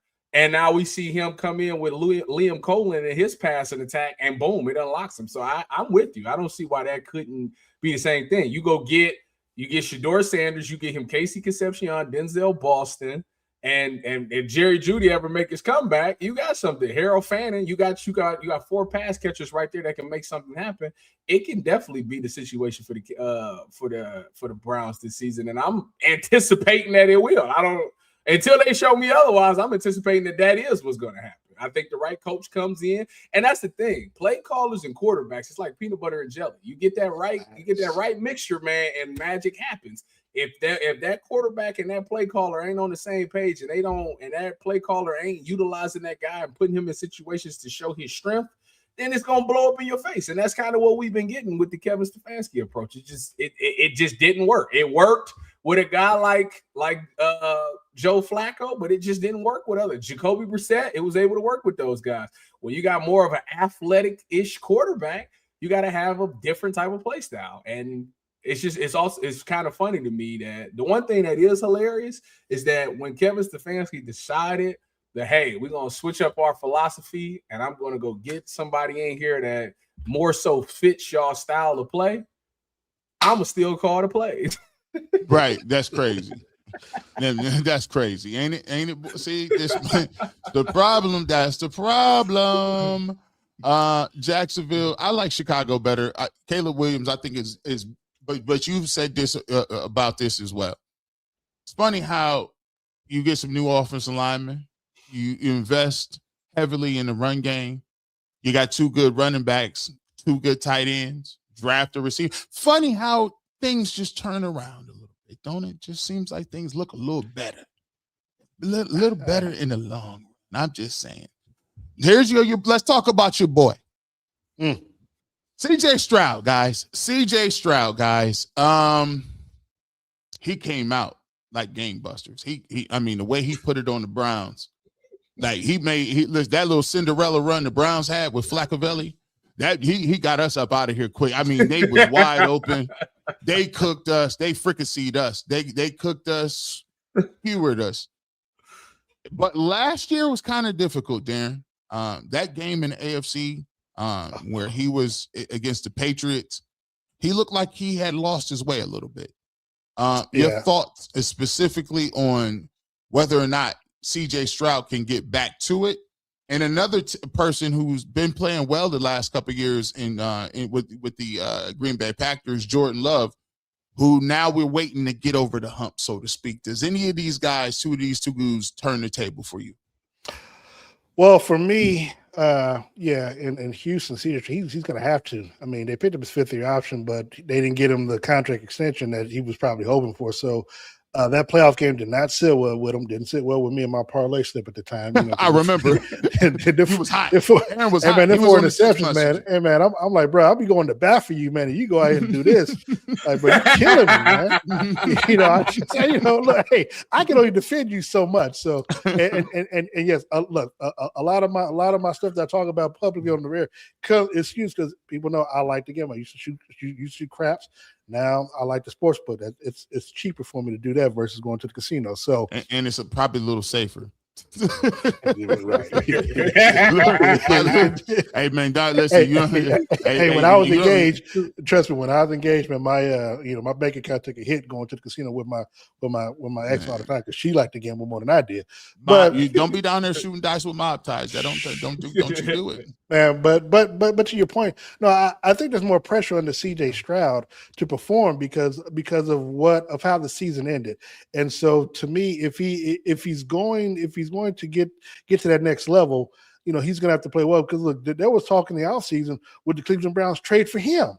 Yeah, it's like So I believe he loves the culture. According to him, he likes the women better in LA, but he does, he does love the Houston culture down there. And I think he is their long-term answer, especially, when you look at Will Anderson on the defensive side of the ball. So between those two teams, I do expect a lot from Houston. I expect them to win the division over Jacksonville. And look, that is just a tough conference that the NFC North is, man. I mean, you can just rotate on who could win that division next year. I mean, and even with Kyler Murray up in Minnesota, I could still see a scenario where they could pull it out. So if I had to pick between the two, I like the Houston Texans and C.J. Stroud. Yeah, I'm probably right there with you. I mean, I'm hoping C.J. pulls it around. I tell you what, he owed down. He owed that. No, he owed down on that defense because that defense, although it was horrific, that defense still kept them in that game and still was giving them a chance.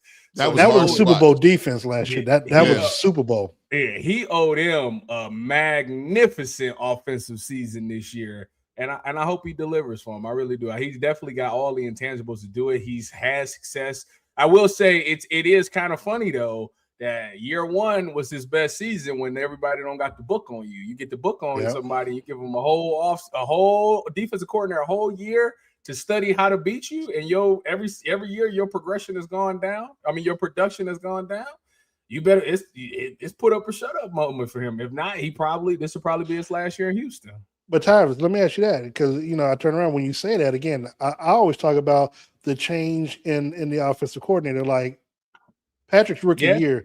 Patrick's rookie year, he didn't play till the last game, and Matt Nagy was the OC. Mm-hmm. Pat's first year, Eric Bieniemy becomes the OC.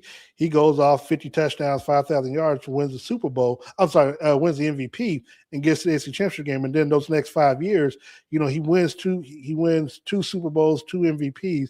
The next year, when Eric Bieniemy leaves, you bring Matt Nagy back in. Everybody offensively is still there for the most part, and you win a Super Bowl, but that's more of a defensive-led football. But Patrick's numbers, the year that Nagy comes back is his coordinator as the starting quarterback, his production goes down the next 3 years. Granted, he's the most accomplished, but his stats and everything goes down. And so I tell people all the time, coaching matters and the philosophy, because for me in Kansas City, the biggest question mark that we saw the last 3 years was the Chiefs couldn't run the football effectively. And I take that back to the coordinator. The coordinator was a quarterback. Andy Reid, even though he's an offensive-minded guru, is an offensive lineman at heart. So they were so concerned about getting Patrick an MVP again that it took away from the run game. And granted, the talent kind of kind of lessen a little bit due to Pacheco's injuries and stuff like that, and Kareem Hunt.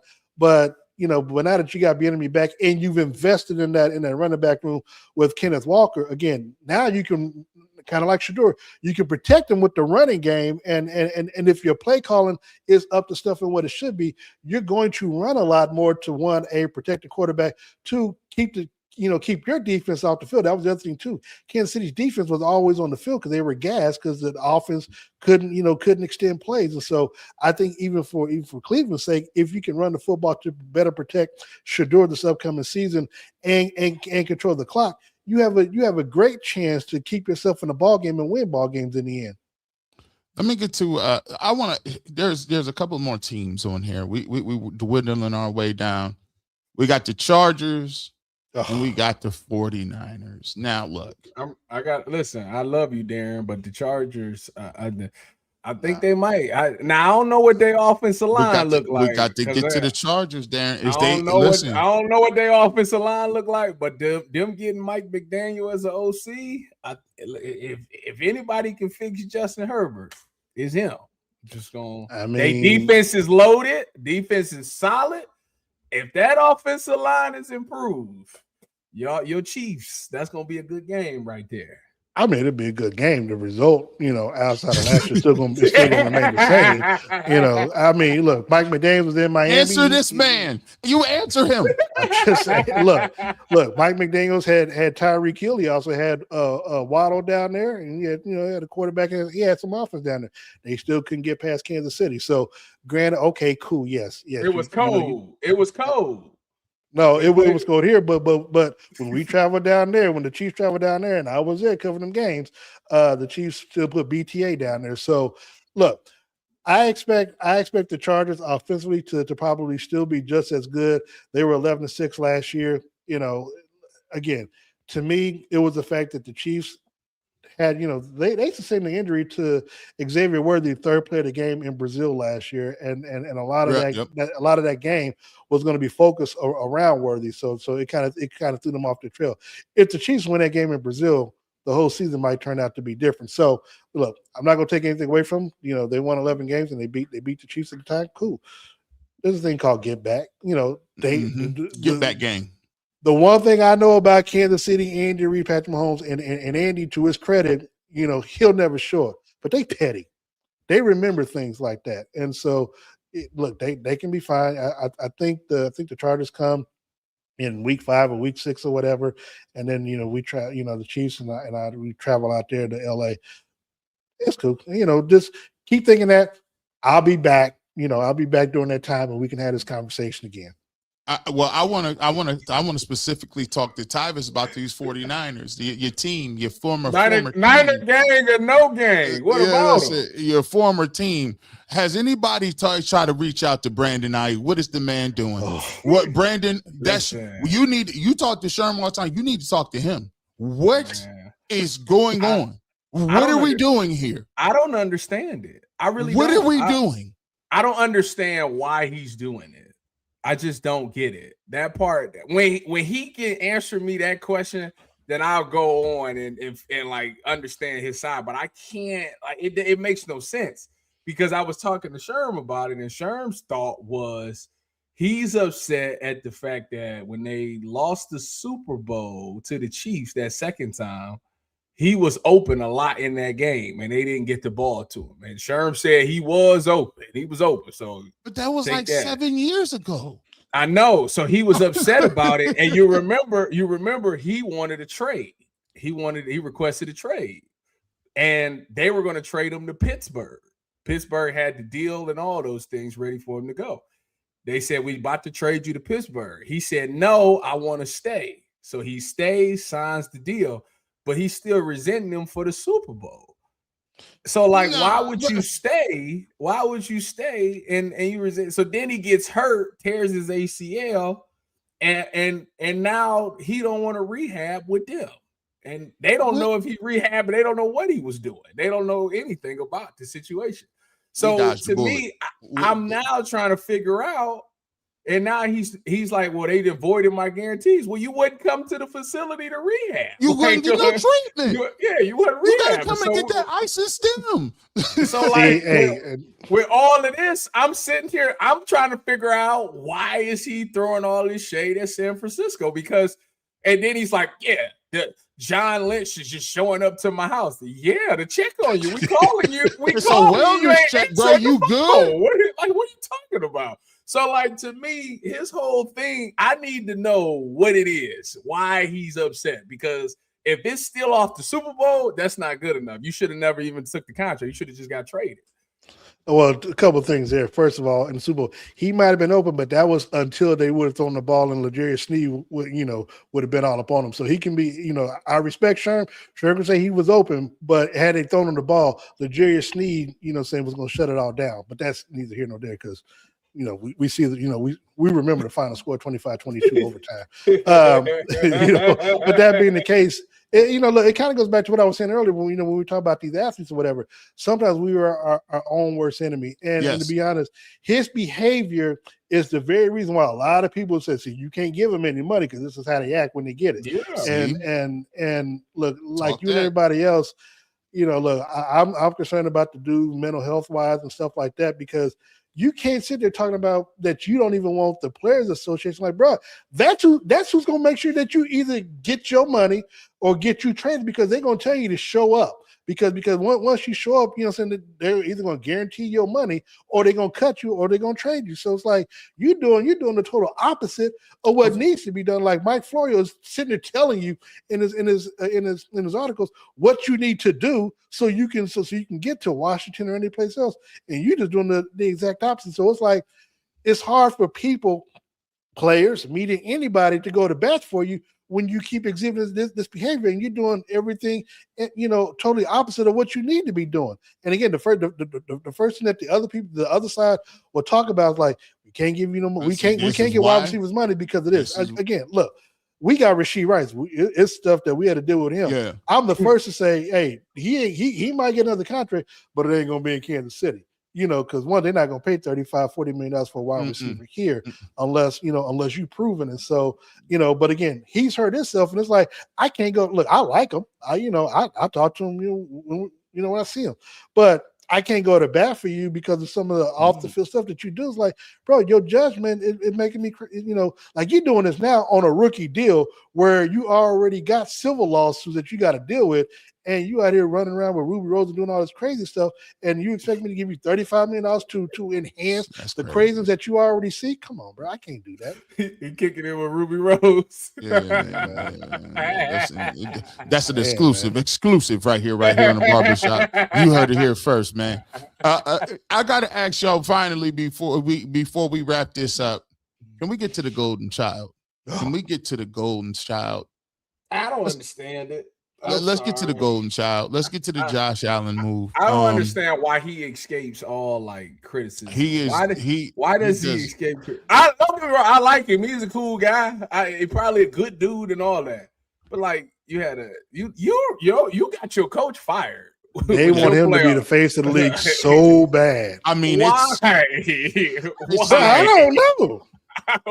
It's like it's painfully obvious. It's like, dude, like the fact that they was bending over backwards. He got his coach fired. It's like, dude, all you had to do is go in there in Denver. They handed you the Super Bowl this year. And all you got, bro, you was garbage, bro. They handed you. It was a clear path. There's no Mahomes. There's no Lamar Jackson. There's no Justin. There's no Joe Burrow. There's no Justin Herbert. All you had to do was go in there and handle business, and you couldn't. Dude, they literally allowed Shedeur Sanders to outplay you and still let you win that ball game. Because I remember the whole talk of Shedeur running backwards, and Josh Allen was the one that was running backwards that almost got a safety tackle. But but somehow the Cleveland media felt like if Josh Allen was the starting quarterback, UCSS, said they would win 9 or 10 games. But I'm just 12 games immediately. Saying, Josh Allen, and a happy meal can get the Browns 13 wins. Josh Allen. Yeah, Tyvis. Yeah. Look, 13 wins. I don't get it. You two, like I keep receipts, but y'all two is way above me. Hey, hold on. Like I told you, hey, I watch every day. I watch every day, like, whether it's late at night or live. I mean, I watch every day. So we do whole keep segments. Listen, Josh Allen ain't even our quarterback. We got more airtime debating the Josh Allen alternate universe than we even got talking about the quarterback. It's like, if Josh, just go back in time. Here's what we're going to talk about today. G. Bush, if Josh Allen was available right now and then traded for Shedeur Sanders, who would you take? I'm like, bro, this is the topic for today? I don't but why are they the number one? They didn't do anything. They got DJ Moore, which is essentially Khalil Shakir. Like, hey, what I'm trying to do? But hold on, look, I'm trying to piggyback off of Tyvis' initial question, because Josh Allen did not get, and trust me, this was a big deal, especially when it came to Dan Orlovsky. Josh Allen did not get the same type of vitriol with his 4 turnover game than CJ Stroud. And I remember, and I remember watching a certain Cleveland internet sports show, saying come out of Josh Allen's game, that gave this dude all the grace in the world, But had it been Shedeur Sanders in a regular season game, hell, how soon can we get Dylan Gabriel back in the fold? So again, to Tyvis, to answer your question, if you feel like you like a said player, you'll make any excuse and make the stuff massage to see your point of view. So yeah, this is wild work. It's the wildest work. It's so wild. But listen, they the gold. Listen, he the golden child. Listen, the Bills is actually gonna have to do something. I've never seen somebody like, and I don't got a problem. Shout out to the Bills Mafia. I don't understand why they number one. They fired their coach, hired from within, and traded for DJ Moore. Did I miss it? Is there something else that happened that I missed? Well, and here's the crazy thing. Yeah, I can't remember who the new head coach is, but the thing is, the head coach, Joe Brady. Okay, yeah. So Joe Brady is not catching the same flack as a Todd Monken. Why? Because they have a quarterback. Well, let's just see. They went 12-5. Well, let's see what they do this upcoming season. And see what kind of, because they could take a step back, but because they got Josh Allen, he'll get all the grace in the world.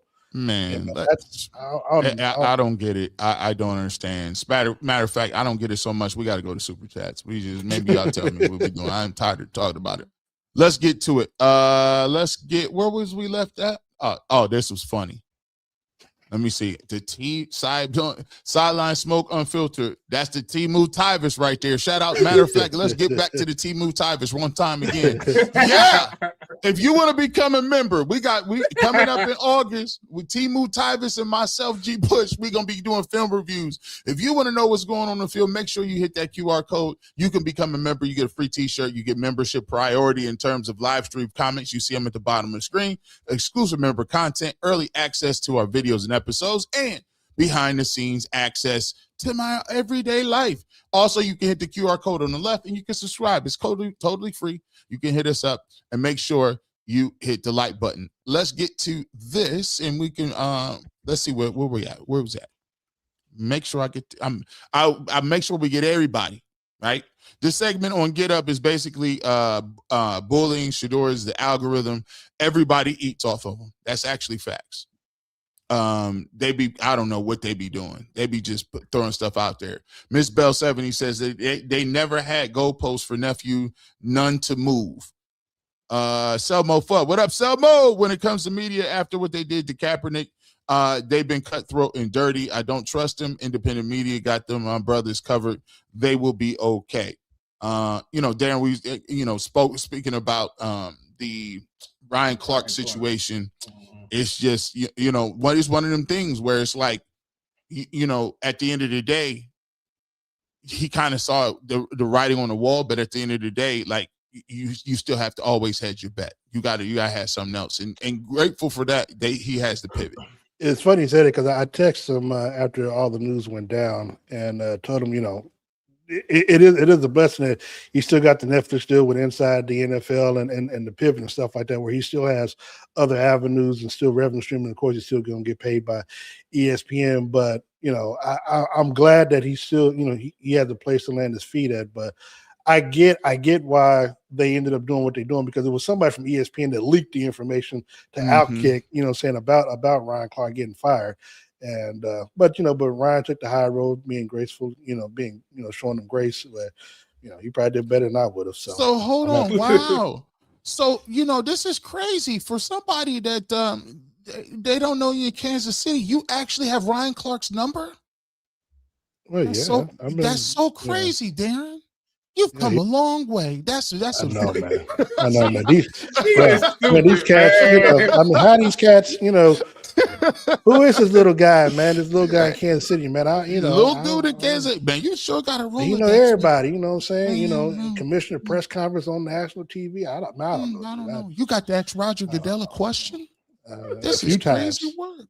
A few times. I just wanted to throw that out there. I designed 426. We was gonna talk to you. 30 Jewels. We appreciate the flowers, my guy. Sideline smoke unfiltered. That's the T move. Tyvis, I'm gonna repeat that.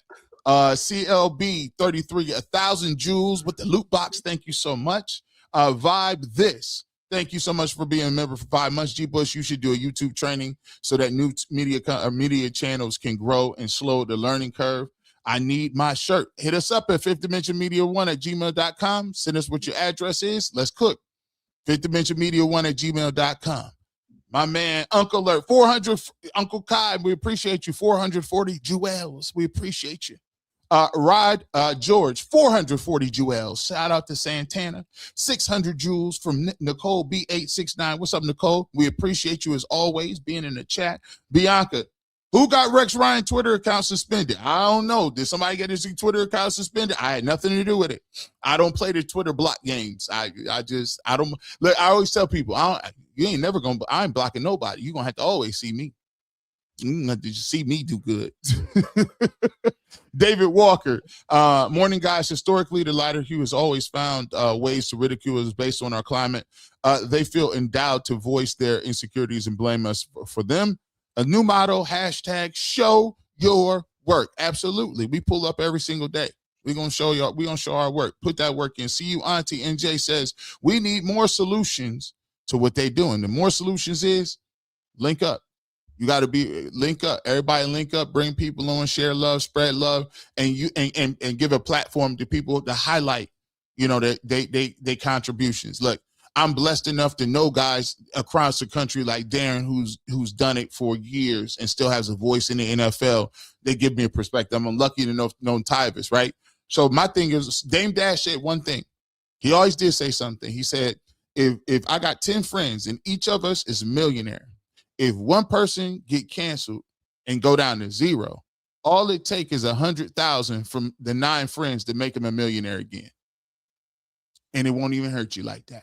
Said, I like that, Dane. He'd be kind of crazy sometimes.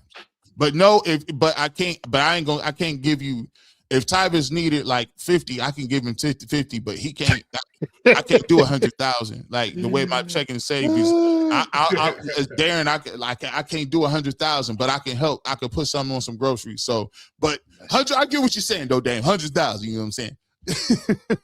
Darren, thanks for highlighting what happened between Mahomes and Alex. It's some real who feel it's over for 2 if he doesn't beat out Watson. Darren, what are your thoughts on Ryan Clark and to hell with the list and Lima? So. Well, I don't need to take any more shots on somebody who's down. Yeah. I mean, I would on Lima, but I'm not. But you're a bigger person, and shout out to Lima. Guys not through me yet. But I will say, as it relates to Ryan Clark, look, again, I think Tyvis brought up early because I was watching early where, Tyvis brought the point. Look, I'm thinking the same thing. You get rid of Ryan Clark, Bar Scott. I wasn't really too impressed with his commentary, but to the further point, Charles Davis, along with Cam. And look, Cam. Yeah. Cam, I understand because you can't have Whitlock on your platform talking about Stephen A. and you're not questioning. I mean, you just that would be. I mean, that would literally me be like on Anthony Lyman's show or bringing him on and he talk about G. Bush and I not say nothing. I'd be questioning myself after that. So I understand that. Ryan Clark, again, he knows football. He was with them when he was a player. He'd been there for 14 years. It was a low down, dirty way, and how they let him go. So. Again, I'm glad that he has other platforms, and I'm hoping that he's still going to be on the inside the NFL this year, on top of with his pivot. So, it's not about shedding tears because he's rich. He's still going to make his money, but the way that they did him was unprofessional. David Walker, hey fellas, question: why is the top white quarterbacks are generational and the supposed black quarterbacks are developmental? Well, I mean, do you want to? That's the longest. Like, do you want to? I mean, we got to go talk Warren Moon. We got to go like the historic Doug Williams. Like, we got. That's a historical question. Here's the thing. I'm trying to think of it. Let's see if we can. I try to debunk it. Let me see. Let me think of a black quarterback. Is Dante Moore? Is Dante Moore considered generational? Absolutely not. Okay. I would have to say Cam Newton. I mean, just because he was. I mean, you just see nobody like Cam coming out of college. What about Caleb Williams? Caleb Williams. Yeah, he was. Yeah, Caleb Williams was crazy. They compared him to Patrick Mahomes coming out of college. So when Vic went first to the Falcons, I remember them saying, Michael Vick has the strongest arm that we've ever seen, and he's left-handed, and he can throw the ball like 100 yards. And then he's the fastest player on the field. I don't still think they said he was generational. I don't think they used that word generational. And by the way, Michael Vick was so good he came out the penitentiary and went with Andy Reid and was unstoppable in 1 year. Unstoppable. They had Kevin Cobb and Andy Reid was like, no, Donovan, you got to go. They got another $100 million contract too. Kevin Cobb got to go, and we're gonna give him $100 million, and he gonna come back, and his speed was still a 95 on Madden. Yeah, still a 95. Let's stop playing around. Ready Gain Investments. We became a YouTube member. Thank you so much. We appreciate you. Welcome to the family. Kamisha Edwards, 2 Jewels, Silver Star. We appreciate you. And Alex Robinson, 750 jewels. Let them cook. Guys, I appreciate you guys joining me today. It was a great conversation about football, great conversations about other things. Shout out to you guys. I don't know, man. Let us know if you like this format, man. I maybe bring people on this Saturday if they're available, but let us know how you like the format. Let us know how you feel. Guys, after this, I am officially going on vacation. Now, I'm like I was supposed to be going 2 days ago. I'm officially going. So if you think I didn't answer my phone before, I don't even have the phone on me. I'm gonna just give it to Rosie and just be like, here you go, dog. Like, unless I want to play video games, and then I'll have her give it back to me. But quick question: when does the season start for you, Tyvis, covering Big Ten football? September. Whenever Ohio State's first game is September 3rd or whatever that is. Yeah, I am gonna be looking forward to watching you on the Big Ten stuff because, like I say, because Saturday, if the Chiefs are traveling or whatever, that's normally my travel day, so I get the chance to watch and put my bets and stuff in before I leave. You know what I'm saying? But I'm definitely gonna need you to like throw some signals out there on who I need to be putting on my college slips. I got you. And then listen, don't get no trouble, but just blink. I'm gonna have Earl get with you, and we're gonna work on your dating profile. Like we're gonna work on you. Like, hey, listen, we're gonna get you on some older people meet.com or something. You know you're OG, right? You know you're OG. Looking at you. Hey, well, okay. So, Gene, that's trying to be funny. Literally, because I'm been a month and a half. I lost my fiance last month, so so I'm getting past that part. But yeah, but once football season come around, I'm still human. So I've gotten kind of removed from that part. But yeah, I ain't gonna lie. Don't send me nobody over 50, anything like that. I still, come on now. We gonna play, and I always say, man, Darren, we appreciate you, man, and as always, and your condolences as well. We talked about it, and I don't think a lot of people, and I don't think a lot of people knew that. Well, here's the thing: I don't live my personal life on social media, so that's the thing. Because if I did, Anthony Lima would be in some trouble. So again, I don't put my personal life out there because social media is not a real place. So yeah, I don't. Yeah. Well, guys, I appreciate you, Tyvis. We appreciate you. We'll be back. I'll see you Saturday for final cut. And by the way, I'll give you your flowers on this, Darren. Darren is the reason why me and Tyvis and Earl and everybody we going to training camp because Darren, I'll give him Darren beat my ears up for about 7 to 10 months. About no, you need to be out there. You need to be out there. 2 years. Be out there. You need to be. You beat my ears up, bro. And it's been years, right? So come Saturday, it's gonna be the first time. Actually, it'll be Friday. I'll be out there, but Saturday we'll be out the final cut crew, and I'll give you your flowers because you was the one, and then you got the chat amped up, and they just wouldn't let it go. And I said, finally, we got to go. So I'll give you credit for that because, I see what you was going with. And G. Bush, just to be quick, again, as we talked about with Cameron Jordan, Justice, it's just one of those things where, you, Tyvis, or y'all voice is going to matter in this space because, again, and look, Tyvis knows this. There's a reason why players in the locker room don't like talking to, to certain media members, man, because, trust me, when I'm in the Chiefs locker room, there are players that will talk to me and my guy Steve versus other players because they're more comfortable talking to us because they know that we're not trying to come at a slant or whatever. We're gonna give them their space to say what they got to say, and we're not trying to go viral off of them, And so that's but when you see them on different platforms and they say what they say, but then won't say the same thing in the locker room, that's where the mistrust goes. Because what I say on here or on TV here or any place, I say the same thing to the player in the locker room, and they respect that. I tell them, man, you had a horrible game. You know what I'm saying?